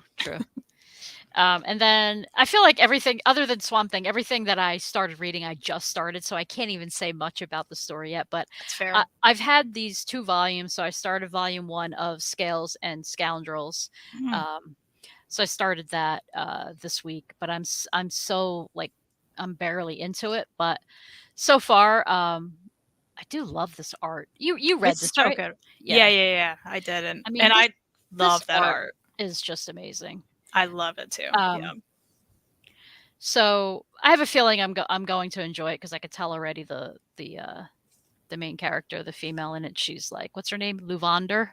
hmm She's a treasure hunter. I could tell she's like a real smartass, and I love her already. Yeah. She's Um, awesome. so I'm looking forward to finally getting to these. It'll be interesting, like you mentioned it earlier, about like I this might be these 2 volumes. They might be, you know, ones that I might love them, but I don't know if I'll keep them, kind of thing. Yeah, totally. They're in that pile, so we'll see. And maybe I'll be wrong, and I'll text you and say, ugh, I want to keep them. Love that. Love Yeah, that. yeah. Hating to say the worst is when actual companies kickstart because they don't want to pay out of pocket. Ah, Like, why does Boom need to crowdfund? They're partially owned by Disney, charge costs to the mouse. Yeah. true. I think again, I do keep mentioning Giant Days, not just because it's like my favorite comic ever, but my favorite series ever. But there were 3 hardcovers that they came out with, and they didn't continue them because of sales. There Mm, wasn't enough sales to justify printing more of them, which makes sense to me. So the fact that they had the opportunity to crowdfund the rest of those and they super yeah, exceeded the goal, that to me makes sense from a business standpoint, right? Because right. Boom may be partially owned by Disney, but it doesn't mean they have infinite dollars to sell stuff that people aren't buying. Kickstarting it did get people more interested, and they were like, "Oh, you're going to finish them? Yeah, I want to give you money now." Yeah, Plus, they had the library aspect, which I really liked. So, like, every back got one volume 1 hardcover sent to a library. right. So they got a ton of those sent out. So there's that nice aspect to it, funding libraries as well. I think if they did more things like that, I would understand it more. I don't understand like their Berserker campaign for that Keanu Reeves, Matt Kent book. Don't understand that. That was going to be a bestseller anyway with Yeah. those names behind it. So the fact that they kickstarted that, I think that's nonsense. So for the most part, I think it's nonsense. Again, I will only back the Giant Days and Lumberjanes that hopefully inevitably happens because again, they stopped at like hardcover 6 for that, Yeah. probably because of sales. And I'm like, but I will buy the rest. Please let me kickstart it. So it is stupid, but I do get these very specific parts of it. Right. Otherwise, I'm very anti-boom kickstarts. Otherwise. And that's very true what you mentioned about like even though if they're partially owned by Disney, it doesn't, they're their own division, and it doesn't mean that Disney will be like, "Oh, we got it, don't worry." Mm-hmm. It's more so Sadly. like Disney's like, "Hey, where are your profits?" Mm-hmm. Yeah, Right. because I mean, these are still all businesses, right? Yeah. I mean, Yeah. makes sense. Mike wants to know how long your train ride to work is. If I line everything up correctly and there's like no wind or rain that day, it's probably door to door anywhere from like hour and 15 to an hour and 20-ish minutes. Because then once I get into the city, I have to take a subway. So I always say to my friends that like get to pull up to their offices and like park in a spot. I'm like, what's that like? I've never done that. Yeah. I mean, I get like my commute used to be way longer. Oh, yeah. Yeah. And though I didn't have it like you, where I had to jump from certain transit to transit, Yeah. because that opportunity doesn't exist where I'm at. Yeah. But it's certainly very different to be able to just drive a short distance to work Oh, I bet. and park and then come home. I mean, even today, where I've been having like a long week, it's felt like a long week for work. Yeah. And exhausting in certain ways and stressful. But oh my gosh, just to be able to like get out of there and feel like I kind of blink and get home. I mean, Yeah. like I'm still able to step back and be like, I'm so grateful for that because I didn't have that for Oh, yeah. ever, That's awesome. Like, I'm happy for you with that because you really, I mean, the commute you used to have whenever there was bad weather like that, Oh my that's just gosh. like so stressful, you know? Yeah. Even I told you, we had an ice storm the other day, like a Yeah. few weeks ago or so. And I just immediately was like, 100%, I would be, I mean, even a year ago to that day, that's Yeah. probably when I fell in the icy parking lot Oh, of my previous job and my fell on my knee and my kneecap popped out and awful. I had to go to physical therapy after Oh, that. Like it was a whole thing. yeah. Terrible. Still feeling like effects of that. Yeah. But Yeah. oh my gosh, like it's just such a different world. Anyway, I don't mean to go on, but I'm No. just grateful. That's all. Yep. I'm So happy I for feel you. for you. I'm glad you're able to like, you have the ability to like get on the train or subway where like you can read and you don't have to pay attention to like driving that full time as well. It's true. I always have like multiple options in my backpack, like a physical book, typically some sort of e-reader. I always have like an audiobook on my phone, like, because I like to have options. So try to make the best Yeah. of it, you know? Yeah. That's a good part at least. Yeah, exactly. It's certainly one thing that I'm like, oh, I don't listen to podcasts or Yeah, audiobooks probably as right. much, because that there's something about that driving and Oh, for listening that sure. that Yeah. is nice. Mary, do you come to the city every day? 3 days a week. So we're in office 3 days and then we get to work remotely 2 days. So it used to be 2 days in office and then they added another. We're all kind of like waiting to see if they add on another, but I don't know. If they do, I'm not going to complain. Like, I knew the party would be over eventually. Hmm. You know, I'm fortunate enough that I do get to work remotely 2 days a week. So At the same time, you'd think that like at this point, they know people can work at home at least 2 days a week. So like, why not let yeah, them? I think they might keep it this way because I feel like it would have happened in the new year. Like, if they were Mm, going to add on, I think it would have been like, okay, in the new year, we will be coming in this additional day, but it never happened. So it's funny. We did like an employee survey, and one of the questions was like something along the lines of, I'm misquoting it, but it was basically asking like, what are some of the things about work that what is something about work that would make you even stay even longer, like stay with the company longer? And I said, "Well, I'm very great." Well, my answer was, "I'm very grateful for our remote work days. I feel like it provides great, work-life balance." Like, I went into this whole thing. But nice. it's true though, like, Yeah. if I had to weigh 2 companies and one didn't offer any remote hours, like, I'm gonna pick the one that gives you a little more balance in your life. So, Yeah, for sure. For yeah. sure. Joe's trying to get lunch with you or Oh, bookshop. I would love that. Definitely. We'll have to, get each other's information, maybe from Kristen. She can, Hook you guys up. yeah, that'd be Yeah. awesome. And then I'll be jealous, but it'll be Oh, all right. no. I want you guys to enjoy each other. Aw, no one's replacing you, Kristen. Thank you. Thank you. I told Joe, I was like, I think I need to go to Gen Con this year, which is an Ah, indie, and he goes like every year. So maybe I'll meet you and Joe this year. Can oh you my imagine? goodness. I'm gonna have to buy like an RV or something, all these, You have to. That's funny.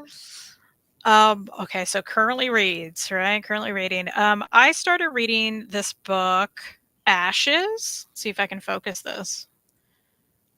There it looks is. looks bad. Sorry. This is Ashes. Sorry, my dad's gonna see this later. He's gonna be like, why didn't you play in advance? I don't know. I didn't do it. I started reading this on Hoopla earlier at work during my lunch break, Mhm. and I don't know how to feel about it yet. It is about this trio of friends who haven't spoken or hung out in maybe a few years, but their mutual buddy passed away, Okay. and they find this out and find out that one of his last wishes was for them to spread his ashes at a specific X on a map. Oh boy. So he wants them all to come together and drive to this place and spread his ashes. And they don't even know what the place is. They don't know anything. And they're just, so the one friend is like, okay, I got to rally everybody. Like, we have to do this for him, even Mhm. though it's been a while and we don't know what happened. So I don't know where it's going yet. And I don't know how I feel. Okay. But I do like the simplistic art style. And I do want to know how it ends at this point. So that's how I feel right now. I don't know. Okay. I'm interested. I am also I picked up a lot of things and put them down. They're all over my current reads right now. I'm like, am I currently reading that? But I am currently reading. Speaking of Magnetic Press, this was also a Kickstarter. At this point, I'm just convinced I'm not going to like any of the other Magnetic Press books I have after the Monolith disaster. So I'm reading Wakamo. Oh, okay. Yeah, I which I recognize this from your shows with Jess. right. I believe we've held it up, and I do love they got a ribbon in all these books. Beautiful, love that. And I am liking the art throughout this at this point. However, gotta tell you, I'm not positive what's happening or what's going Oh, to happen, and I'm oh not my. sure that I'm enjoying it. I'm not hating it. We'll see how it goes. I'm not that far into it at all, so like I got time, but I will probably return next week and let you know my thoughts. I think I'll be able to finish that. But at this point, I don't know. I don't know how I feel. I don't know. Okay. Yeah. Fair enough. That it seems like they really make their books well, though. That's the only They thing. do. And I do like these like curved edges. I think that's Yeah. interesting and different, And the books themselves are nice. I will say though, this did come with damage. Again, this is ultimately the reason I'm not going to kickstart anything from them anymore. Other than I don't think they need my money, but I feel like every book I've gotten from them, it comes in a flimsy box. Okay, Book Outlet, and Oh. and like the corners, not the curved ones that are supposed to be curved, but like this one's a little smashed, and it's not the Yeah. first one that's a little smashed. And I'm just like, I'm over it. I'm done. Yeah. Not interested. I don't blame you. So So Joe thinks, look, you could possibly be messing with him. Yeah, you can't tease him. Like, if you're gonna I go, I know I want to go. My intentions are to go at this point, Joe. They are those are my intentions. So, something could always happen, but like hopefully not. just like my intentions are to watch one episode of Schitt's Creek, but I haven't done it yet. My intentions are that. But Mhm. One day.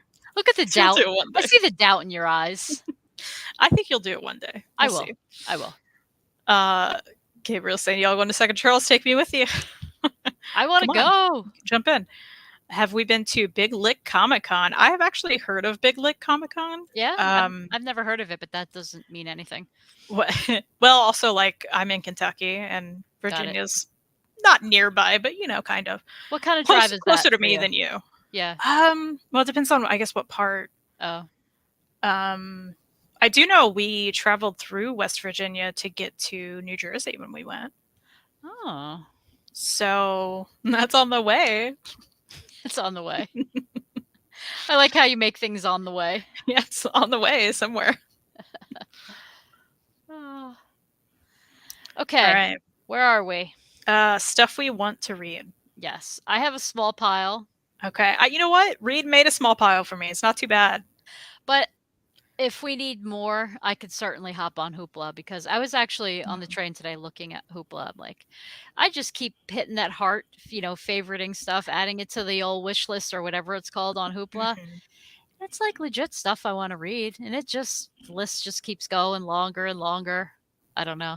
I'm starting to go through one of those things, which I think we all do. Like, there's so many digital things that I could be reading that I have on my tablets from various, like from Comixology to what's the one you made me join? The Shonen Jump. Yeah. That you made me join. Yeah, I made you do that. Yeah. That there's just like so much I have digitally that like, and Hoopla has a ton. Like, what am I doing? I don't know. My point is, if you need me to hop on there and look at Hoopla, I certainly can do that too. So Yeah, totally. Jessica is just raving about West Virginia. Oh, yeah. She loves wild and wonderful West Virginia. Very much on the way to anywhere in the Northeast. You can go West Virginia or Ohio, and who doesn't want mountains? True that. Oh yeah, Mountains are greater than cornfields and hateful billboards. It's so true. That is Jessica. a great point. So true. Yeah, I saw Jessica was out in nature today. I saw that on Instagram. Jessica's all about that hiking in nature. I love it. It looked so peaceful. Yeah. I think I held this up already, but this week, if I finish the first volume, I'd like to continue on. Oh, how's that for lighting? I like how we're still trying to figure out that. Oh, There there it goes. That's nice and clear. I have to hide Yeah. behind the book, and then the That's what I do. lighting's better. Yeah, Scales and Scoundrels, Volume 2. If I can get through Volume 1, hopefully I get to this Volume 2 You got this this. week. Thank Yeah. you. Thank you. Do you want to? Are we taking turns on this? Yeah, let's do that. Okay. We mentioned it earlier, but now in my stack now is Marshmallow and Jordan, which has been on my shelf for far too long. So Mary gave me the ultimate reason to read it. She read it and loved it. The end. That's all I got to know. So I'm definitely going to be reading this. I should be getting my copy. I don't know how fast it's going to ship. I actually, you know where I bought it from? You recommended this website to me. What is it called? Harvard Bookstore. Oh, yeah. They had like their virtual warehouse sale. Oh, nice. Yeah. And that's why I picked it up for pretty cheap. So Love that. Depends. I think they ship pretty quickly usually. So I think I remember because we only like ordered once from one of those sales, and yeah, they shipped well and quickly, I believe. So yeah. That one is on my list. More Dragon comics should exist. Scales and Scoundrels. Yeah, absolutely. Yeah, I really enjoyed it. It's a lot of fun. Hey, do I call this fantasy? Am I reading more fantasy? Yeah, I think you are. Yeah. Look at me go. Look at you doing the thing. Yeah. What did I read? I read what's the one? The latte one. Legends and Lattes. Legends yeah. and Lattes. You're killing it with the fantasy. I am not retaining titles today. That's okay. At all. I'm surprised I'm getting them. I love it. I think I'm like using you as a crutch. I'm like, Kristen will remember. I'm trying. You're making me feel smart. I like it. You're so smart. Okay, this one's going to make you happy. Yeah. Speaking of trades I've had on my shelf forever and haven't touched, Royal City. Oh my God. You know what? I feel like you've pulled this up a few times. Not pulled it up a few times because we haven't been doing the show that long. Like this? I feel like you've been like, I should read that a few times. And Yeah. I love that you're thinking about doing it. It's true. Oh, look, here's Jeff Lemire flipping the pages, making you do this. Come on, man. No. Come on. No. There's only one page of I all was going to say, I pages. don't think it's that bad. You're like, Mary, please calm down. What's great about that? Do you have all three? I do. Okay. That's it. It's just all three.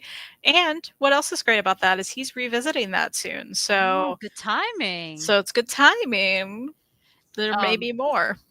Kim actually read these when I first bought them. She flew through all three trades, which I mean, she'll read like, oh, look at these. Are these radios? Yes. Oh there is a radio element. I love that. Old radios. Yep. You know how I am with old radios. Absolutely. Cool. And there's the music element for Kim. Did she love it? She doesn't use Goodreads. I remember her liking it a lot because at first we only had the first trade and I picked up the other two for her because she wanted to read them. So yeah, I imagine that she loved it. She likes Jeff Lemire. Like anything I've given her to read, she likes. Love that. Yeah. Royal City, second fave Lemire. What's the revisit about? It's a great question. I just heard he's coming back to it. I don't know that I've heard specifics yet. But I'm looking forward to. Yeah, it makes you wonder because it is very a concise, complete story. Oh, I see. At the same time, I liked the rest of Sweet Tooth that he came back and did. So I'd be all about that with like everything he's done, pretty much. Right, Kristen. So we can revisit the characters that we miss. Yeah, exactly. I'm being funny in saying that, but it's like it's these little things that like really you like open my mind up more to like just look at things slightly differently. It's a compliment. I love that. I love that. Thank like, you. Tell me more. Tell me these. Tell me about things I do that you like. Well, another thing you've like reinforced. I knew this, but you've reinforced in my stubborn brain is that I may not like a story, whether it's fiction, nonfiction, whatever, but you always remind me like the importance of stories being out there for those that really it might hit them in a way that they need. So you always remind me of that. So I appreciate that. I love those. Is there more? Just kidding. We'll take a break from it now. We'll okay. Thank you. Yeah, sure. I need to read Royal City too. I think I have the complete hardcover, soon to be incomplete, right? And Nice. it's just sitting on my shelf. So is Ducks. They're both sad, but like Royal City's Yeah. not as. Okay. Also, it's fiction, so Yeah. certainly think you should hop on Royal City. Tell me what you think, Cheese. I read the deluxe last month and enjoyed it. I'm glad you did, Mike. Awesome. I still need to check out Lemire's Swamp Thing. Yeah, I'm looking forward to that. I also haven't read any of that yet. Have y'all heard of Mothman or the Flatwoods Monsters? If not, then a trip to West Virginia is worth it.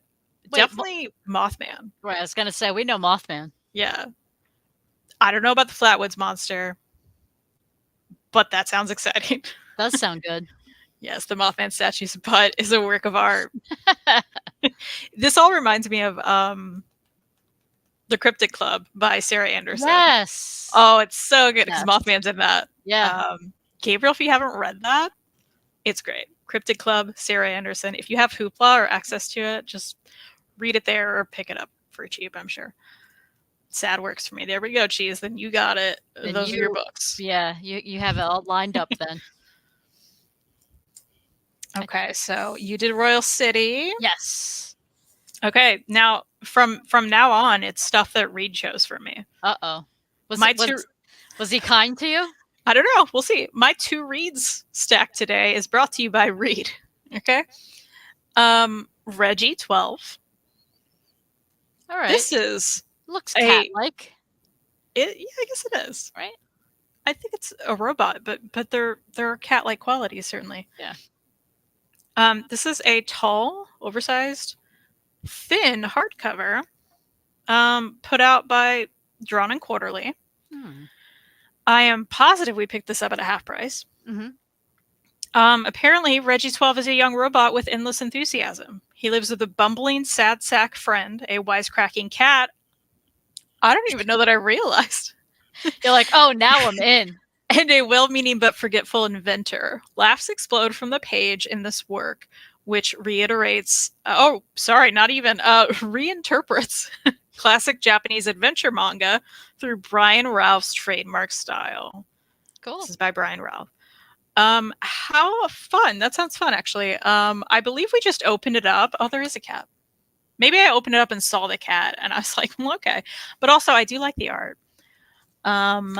There are quite a few words on this page, Reed. What are we doing here? I mean, at this point, shaking Reed, your just read I prose, mean- Reed. I mean, right? What are we doing? I do like the color palette, though. I like the art a looks cool. lot. Yeah. Wisecracking cat, I like that. And this has been sitting there, and I've been like, I haven't read it. Probably should. What if I hate it? Then it'd be like Monolith, and I can get rid of it. Cool. So, I don't know. It looks cool. I'd like to highlight that you called him a wisecracking cat. It said that. Oh, it did? Oh, Yeah, it said that. Oh. You thought I made that up? yeah, I thought you did. I was like, wow. Wisecracking cat. I'm like, I've never heard you say that before. Oh, that's funny. You need to look up a picture of the Flatwoods monster. It's Weird Bakula. Yeah, absolutely. I will do that. You know, it might be. You know, we always like to do a nice screen share. Maybe I was just gonna say, should we we might screen have. share? We might just have to look it up. I like the look of Reggie 12. Adds to cart. Cheese. Read it with me. We can talk about it. All right. What was it? The Flatwoods monster? Hold on. The Flatwoods monster. You know, some weeks we're looking up cupcakes or not cupcakes, donuts. Right? Oh, it is weird. Yeah. Okay. I guess all of these are interpretations, but this, you know what? I should just share my Google screen clearly. All right, here we go. Please. Here we go. It's going to get weird for a second. Share screen. Yep. All right, can you see this? Oh. Yeah, it's quite weird. What's the story here? Should we read about it? I mean, what's this? All right, let's go back. Let's go back to not images. Here we go. Does anyone else feel that images used to be easy? I don't know. What has changed in images when you go to look up an image? Something's changed. no? Something is different, that's for sure. Like I just want to look at the image. I don't need to go to a website. Thanks. I'm with you. I feel like the Flatwoods monster looks like a Doctor Who I was gonna situation. say that. That's so funny Yeah, you said that. like it looks like a bit of a Dalek, right? And Mhm. like, yeah, certainly it's weird. West Virginia folklore. I like some folklore. An entity reported to have been sighted in the town of Flatwoods in Braxton County, West Virginia, in 1952. After a bright object crossed the night sky. Over 50 years later, some investigators have stated they believe the light was a meteor. And the Oh. creature was a barn owl perched in a tree with shadows, making it appear to be a large humanoid. Interesting. Okay, that's fun. There's there's a whole page about it. Okay, well, thank you for that. Nice. That was educational. That's what we shoot for here. That's right. Yeah, I did Reggie 12. Do you have more you want to read? I have one. This is something I recently purchased from IST. Oh. You know, and I'll say damaged. I can't find any damage on this book at all. Really, and I looked pretty hard. I don't know if you've read it. I do have a feeling when I hold it up, you're gonna go, "Oh, good, enjoy that." Okay. As if I've potentially read it and not liked it? Yeah, and I didn't Ooh. that's part of the fun for me. I could have checked, right? Okay. But like, no, for $6, I'm getting it, and it'll be, if anything, the entertainment value to see your face. But I think you've read it. So I don't think I even know about this, right? No, you don't. I didn't even know you placed an IST order. That's news to me. I did, and I don't have everything here. This is the only one I have. Oh, okay. Okay. I know. So Okay. maybe next week I'll show. It was a small order, and it was clearly, I broke my rule. I shopped after 11 p.m. Got some like random things. Oh yeah. You just say Okay. hold it up so everyone can look Yeah, their for damage. sure. So it's Shibuya Goldfish Volume 1. Oh, I have heard about this. Okay. I have not read it, but I Okay. actually would like to read it. Yeah. I mean, this cover is just really creepy, right? But now I'm like, oh my gosh, if there were, I hope, like, was there more than one? Can I get this right now damaged as well? Do you think? Let's check. You know what? Let's check because I want one. Right, for $6. Oh, so Cheese wanted me to show more of like, okay, that's the spine, Uh-huh. right? I don't see anything wrong with that. I'm trying to like read that upside down so I know Oh, how to I'm type sorry. it. Here you No. go. I'm Oh, like, how do I You're like, here you go.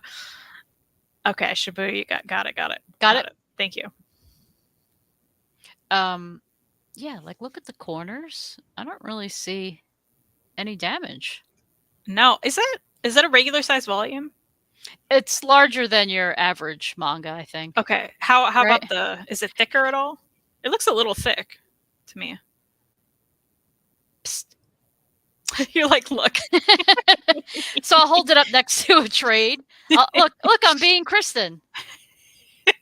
I can't hold this book up the right way for the life of me. I love that. So that's a trade. So yeah, it's pretty big. Yeah. Okay, Yeah. cool.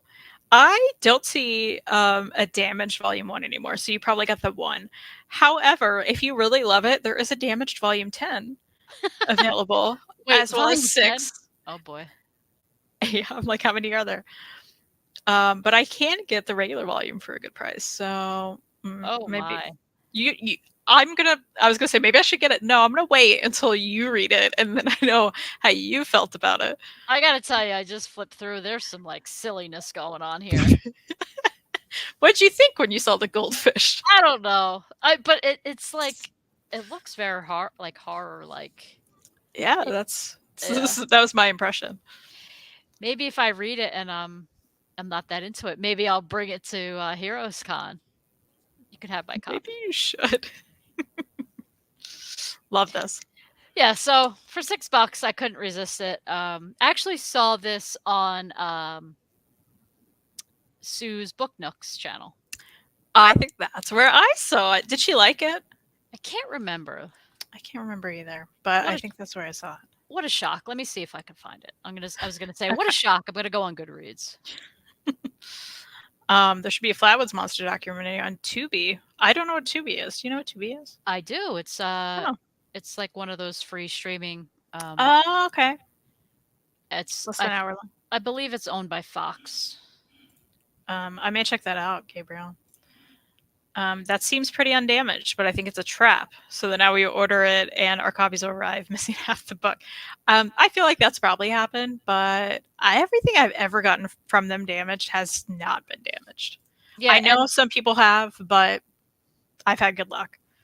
yeah. I mean, other sites we've ordered from that claim something's not damaged and it'll come with like the cover almost ripped off. Yeah, Right? book Look, outlet. outlet. We're not Book afraid. We'll say your name. Bonus points if you read it upside down too, Hayden says. Oh, I love that. Let's see. Oh, and James says images on the website are now WEBP files. That's why the images on Google are different. Weird. Why did they do that? Is there a reason? I don't know. I find it's harder to navigate that myself. Of course, when I go to Goodreads, I can't find. You know, it should have like your friends' ratings on top, and Sue's isn't here. Boy, but the first like 1 star, 2 star, 2 star. Oh no. 1 star, 2 star. Oh, Mary. I can't wait for your review. 2 star. I mean, there are some, 4 stars, 3 stars, but like there's a lot of 2, 1, 2, 1, 2. Oh my goodness, this is gonna be fun. Love that. She's saying, good to know. I've never actually risked ordering damaged items from IST. Again, I know that has varied. I know some people have gotten damaged books. It is a risk, but it's a risk a lot of people have found worth it. Yeah, I have to say, I've ordered damaged stuff a lot from IST. And I mean, like the worst thing that's happened is like maybe one corner is like dinged. Mm-hmm. But because the price is so good, they make it worth it for you. It's not like, oh, they have a book with a bent corner, they take off 10%. No, it's like the discount is like at least 50% off, I feel like, right? Yeah, absolutely. Yeah, so they make it worth your while. And it's never, I don't think they would sell a book like if it was missing a page or something. They wouldn't sell it. I don't think they would sell it. I wouldn't think so. I've gotten a few. I'm like, how many? I don't know, but at least 2 or 3 damaged Omnis throughout the years. Yeah. Very, very cheap and truly like, I mean, they were still in the shrink. I don't know what was damaged about them. I don't know why. So I'm thinking like a lot of people, like they take returns from people like nitpicking about the most minor thing you can't even see. And then they have to consider that damaged. I think that's where a lot of the damaged inventory comes from. I don't know how it is now. I haven't ordered a damaged in a lot of years. However, you just did, and it's totally fine. So, and there was one other book that I bought in this order that was, quote unquote damaged, and same thing. I got one of those.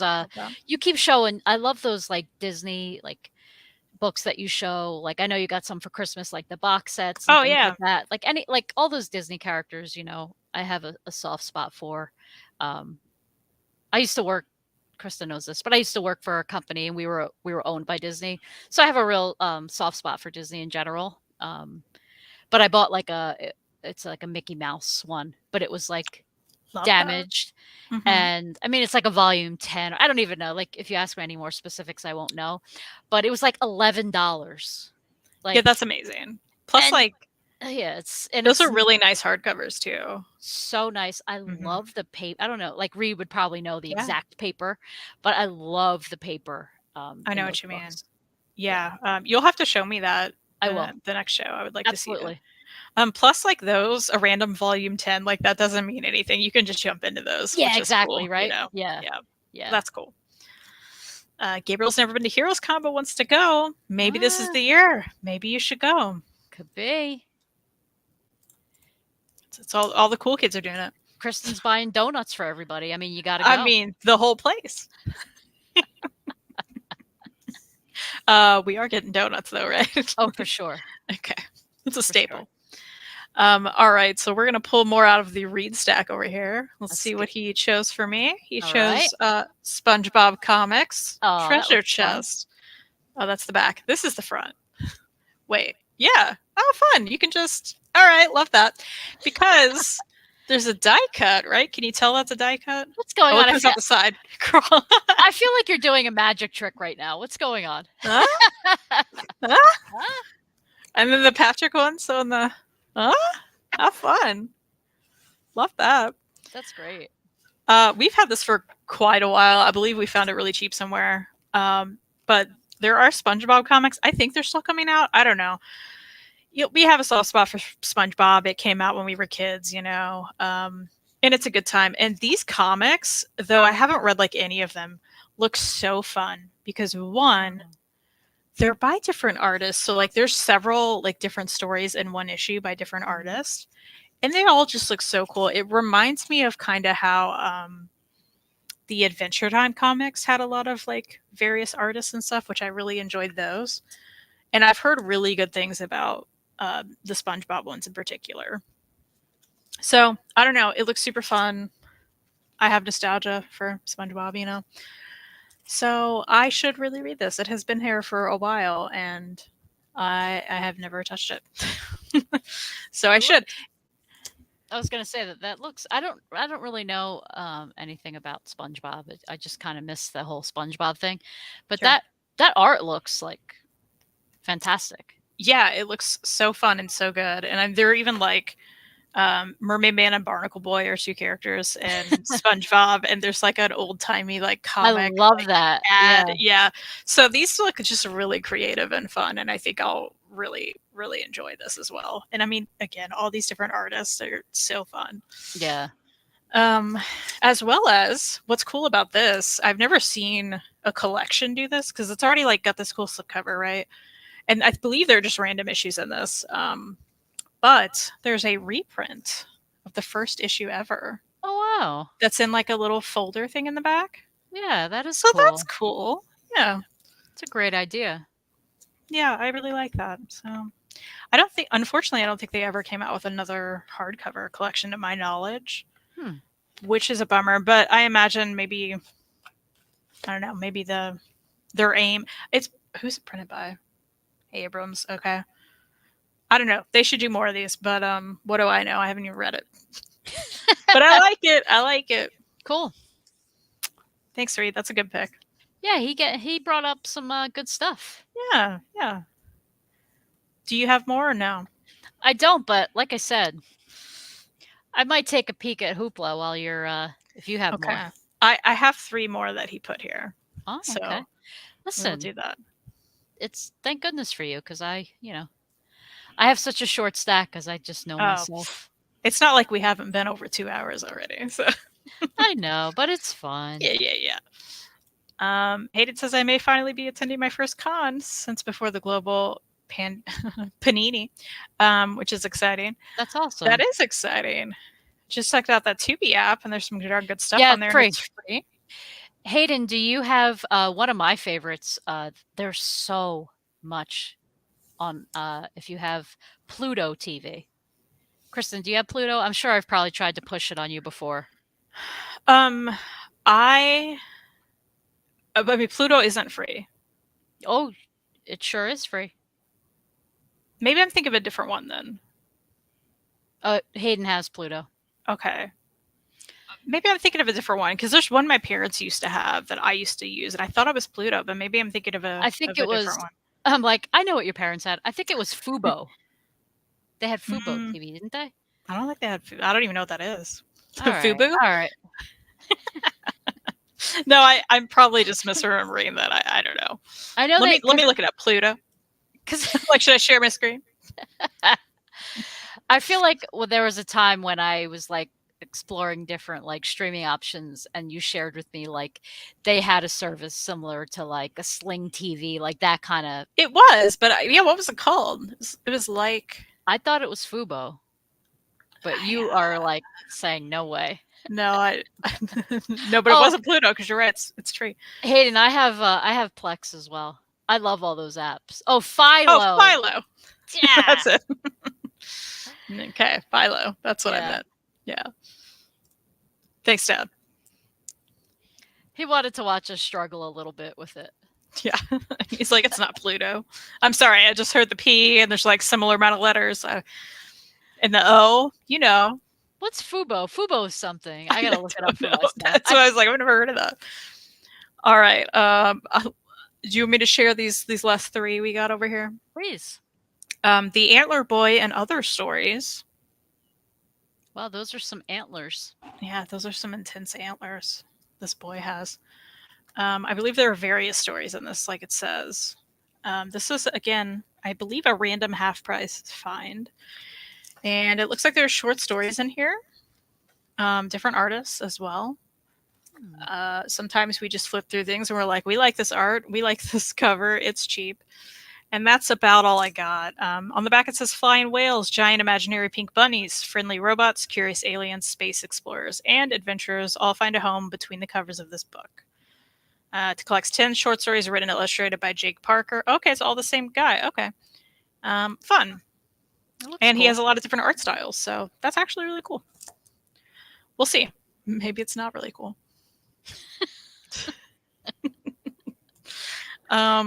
He also threw in a prose book. Speaking Reed, of, he is something. You know, you should keep him around. should I? Yeah, keep him around. Yeah, maybe for a little bit. No, this is a good one. It's Cat Striking Back, because of course it is, which is a Joe Gray mystery. Can we just talk about the cover? All of these covers get me so good. So you got the That's cat cute. looking over at the bloody footprints in this pool. And there's clearly legs of a human, dead human over there. Something happened over And there. that cat's like, what is going on? Yeah. Is the cat striking back? One of the quotes on the back, fun fare for cat fans. All That's right. you. All right, that's all I need. Got it. Sold. A must read for those who enjoy the feline side of sleuthing. Oh, Oh, there's absolutely a feline side of all sleuthing. that's right. Yeah. And there are, I know the controversy, there are deckled edges on this. I like the deckled edges. I do too. Some people, they get like, They get mad about it. they actually make like bleh, like ooh, Yeah. faces over it. Yeah. They're like, it's hard to turn pages. I'm like, what are you doing with your pages? What do you mean? You turn it from the top anyway. You're not all Just- clinging to Yeah, the you're not side. like Yeah. these people. All right. Speaking of these people, the last one, he decided to throw an omnibus in the mix. Oh, I know which one it is. No? Do you? It's not a Marvel omnibus. Oh, okay. So you don't know what were you gonna guess? I thought it was he threw in like Muppet Babies or something. Oh, But that's Marvel, he right? didn't. That is Marvel. He was probably like, I don't want to mess up that shelf. Yeah. He threw in the Animosity omnibus, Oh. which is a good one. This is Aftershock. I think they have ugly spines, but okay. You know, I like the cover. I have heard good things about this, but I've never read it. And this was actually a gift from my parents. Some Nice. Christmas or something, maybe. It's been sitting there for a little bit, but it looks good, and I'd like to read it. So it is a good pick. Hopefully, maybe. Ready? This will like shock your world, but Mm-hmm. when that story first started, I was buying that in singles. Like, who This- am I? It shocked my world. I never Yeah. knew you did such a thing. And I enjoyed them too. But yeah, Wow. I was buying those in singles. Okay, So Mary. someday I'll probably get my mitts on that thing because You should. Yeah. William says Animosity is legit. Nice. Omnibus is one of my books on the shelf that I've actually read. Cheese, did you like it? I assume if it's still on your shelf, you did. Yeah. Here's a prose book suggestion, a familiar site, Dr. Gretchen White. The Unstoppable Bar loved it. Okay, Ah. I'll write that down. Is the omnibus complete? I think there is a story after this, unfortunately. Of course. Yeah. Right? I could be wrong, but I'm pretty sure there was like a follow-up story that's not in this, which is annoying. So, Mike, I would check that because I'm not positive. I haven't read it, but I think there is another book after this. Okay. I think they did release it in a hardcover though, so like maybe they at least Yeah. match, I hope. I'm writing that one down, James. Okay, thank you for that. I'm gonna look it up later. But that's all I got. Did you find anything on Hoopla you want to share? Or? Oh no, I was like so into what you were saying, I didn't even Oh well, we didn't can. even continue. It's not necessary. You're totally fine. Yeah, tonight I have to say tonight went by fast. Like, totally did. yeah. William knows what's up. There's some evolution book afterwards. I think that's exactly right. Oh, Yeah, and it must be great. Order the spin-off collection. Haven't read it yet. Okay, sweet. Well, maybe I'll actually read that, guys. I'd like to. you know what I borrowed from Hoopla, but I didn't read it because the way the formatting in Hoopla, I never have an issue with Hoopla. Like, I feel like I can always read the way things are, the format, the layout. I'm sure this is a book that you've seen all over any bookstore you walk into. The Boy, the Mole, the Fox, and the Horse. I have that one, in fact. Oh, you have the physical book? I do. I've always been curious about it, so I borrowed it on Hoopla, but like the layout was like so funky when I went to read it. So I'm just gonna hold off until maybe I'll check out the physical copy. Are you pulling it? Oh, there she goes. Because this is a book I see in Barnes and Noble all the time. Here it is. Have you read it? I have read it. Did you love it? I believe I did, but maybe we should check Goodreads and make sure. Let's see. My favorite thing. I do recall really liking it. I think I even read it before I had a physical copy, and then wanted a physical copy. So Oh, I love that. yeah, and I mean, because the art is incredibly like sketchy but distinct and really lovely. And I recall finding the book quite lovely as well. It felt like one of those books that you just kind of want everyone to read, you know, and you just feel like it reminded me of a kind of really simple sort of Winnie the Pooh kind of Oh, okay. tale, you know, Yeah. like just like little life moments that like make you feel better about things. You know what I mean? That's No, what I yeah. recall from the feeling of this book. That's cool. Mhm. Rich, who watches some of these live streams, he gave it 5 stars. Okay. Laura from the Book Bubbler, another channel I watch, she gave it 5 stars. Okay. I don't know what you gave it because it's not coming up. Darn it. I What? hate Goodreads. You should be at, like, seriously, you should be at the I top know. of my friend activity because we have the most interaction on Goodreads than I have with anybody else. So I don't know why you wouldn't appear on top, right? Okay. Well, here we go. I gave it 5 stars. Yes. The world gave it 5 stars. When did I read this? Let's see. August 2020. Wait, can I read can I read a 1-star review? Yes. Because it's so, I mean, I'll just read it. Instagram wisdom. Winnie the Pooh for adults, maybe. Required reading for work. I hate this book. Jeez. I hate the font. I hate how expensive it is. I hate that I had to read it. I especially hate that it is exactly what I expected it to be. I will say, if you do have trouble, like, I feel like maybe someone with dyslexia, or you know, if you have certain reading comprehension like issues. I'm not saying this well. I'm saying it poorly, I think, but I think this font could mess with you. But it is still readable, I believe, you know. But I think that's a fair criticism. Although I still did really like the whole thing together, and it felt very artsy as well. The font did, you know, which goes with the book. But that's funny. That's funny. The introduction says something like, "Oh, look at you, starting at the beginning. I never do that. F you. You don't know where I started reading the book just because I'm reading the introduction." Sorry. Love that. Sometimes I can be completely entertained by reading reviews on Goodreads. My favorite Goodreads review ever was, "Some people hate this, not me though." Oh, I like mood. that. I feel that. I feel that. Yeah.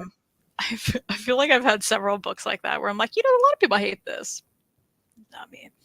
But yeah, I think I did read this on Hoopla, and then I sought out I found a used copy somewhere. That is what's good about this. I feel like I've seen this at so many used bookstores since it blew up. So I'll have to look in a used bookstore and grab it that way. Yeah. Yeah, I do think it's a nice little book. Yeah. Although I'm mad because I forgot that this was over. This is on the shelf of stuff I'm supposed to read. I've read this, so Oh. now I'm just like, oh no, where do I put it? Oh boy. I think I'm gonna have to like just set some stuff on top Oh, that I can't fit anywhere else. You know what I mean? Reed's gonna see that you You think did Reed's that. gonna? Yeah. Reed may be okay with that. All right. As long It's as off the it's like floor. it's organized, maybe a little bit, Yeah, a little bit, sort of. mostly. Yeah, it's all right. Anyway, hopefully we'll read some of that by next show. Yes, that would be nice. I know everybody's just dying to know how this turns out. I am so much. I'm so Ooh. excited for that. The page that I opened up to, it was like flying, like crazy fish. So I recall like flying fish. It's a horror. I don't know. It looks bonkers, and I'm stoked about it. yeah, totally bonkers. Oh boy, it looks silly. All right. Well, I guess we can end it here. Yeah. You anything else you want to talk about? Do you want to compliment me more? I'm just kidding. You've introduced me to so many new books, Oh my gosh. new creators. Wow. Yeah. All right. Well, Mary, you're lovely as always. Thank you for being here. Same to you. Yeah. And thank you everyone for watching. Yes. I'm glad you all could make it, especially you, Jessica. You made it on a Thursday. We'd love seeing you there. Absolutely. And, if you're watching this later, please leave a comment about what you've been reading because we want to know. And if there's certain books we showed you that you're like, hey, I have thoughts and opinions, we want to hear those too, as well as we want to know what books that we've held up that we should actually read coming up. Yeah, that's a good one. It's hard to pick sometimes, so you all could help us, and we appreciate that. This is your channel and stuff, but I just thought of something. Do you ever you're like, share? Yeah. I like can we ask like a silly question? Like remember that one show we were all like talking about donuts? Like can we ask Yeah. people if they watch later? Like Sure. comment like something silly like that. I'm not saying it has to be donuts, but Okay. I also do want to know everybody's favorite donut, though. okay, let's go with favorite donut. I want to know your favorite donut and your favorite donut place. Even if it's obscure, a little town somewhere, I want to know about it. I like that. That's all. Did you have another question you wanted to ask, though? That was it. Okay. Love that. Thanks, Darth Fred. Thank you. And real quick, Scott Wilson. Hello. Have you ever read any Richard Sala? I've heard of Richard, but I have not read any. I don't think I have. Scott, what should we read by him? I was gonna say, tell us what you like. Yeah. What's your fave? We'll wait. We have to know now. You got a question in at the end. Now we gotta know. James is saying Long John with cream inside. James, why are you doing this to me? No, that's fine, James. You live your life. Just don't make me eat the cream. It's fine. Never hate it. Hate it so much. All right. I don't know. Cream inside. You think you know someone, and then Mary, we'll experience donuts together. It'll be great. You can get all the cream inside you want, okay? I'll be like, I'll take this portion of the display. She wants that side. That's exactly what's gonna happen. Okay, Mad Night or Chuckling What's It? Okay. These titles are interesting. So Scott, I'm writing these down before we head out. Okay. And I'm gonna look them up. Cat burglar. That sounds like something Okay. Of course I'm clicking on it and it's not. Oh, there it goes. Okay. Maybe Cat Burglar Black are good places to start. Okay. We will look those up. I do like the cats in the title. I understand that's not a feline, but check it out. Absolutely, Scott. Thank you for the recommendation. We appreciate that. Yeah, totally. And you have a good night, and everybody else have a good night. And I'm sure we'll be back next week. Yeah, we'll see you next week.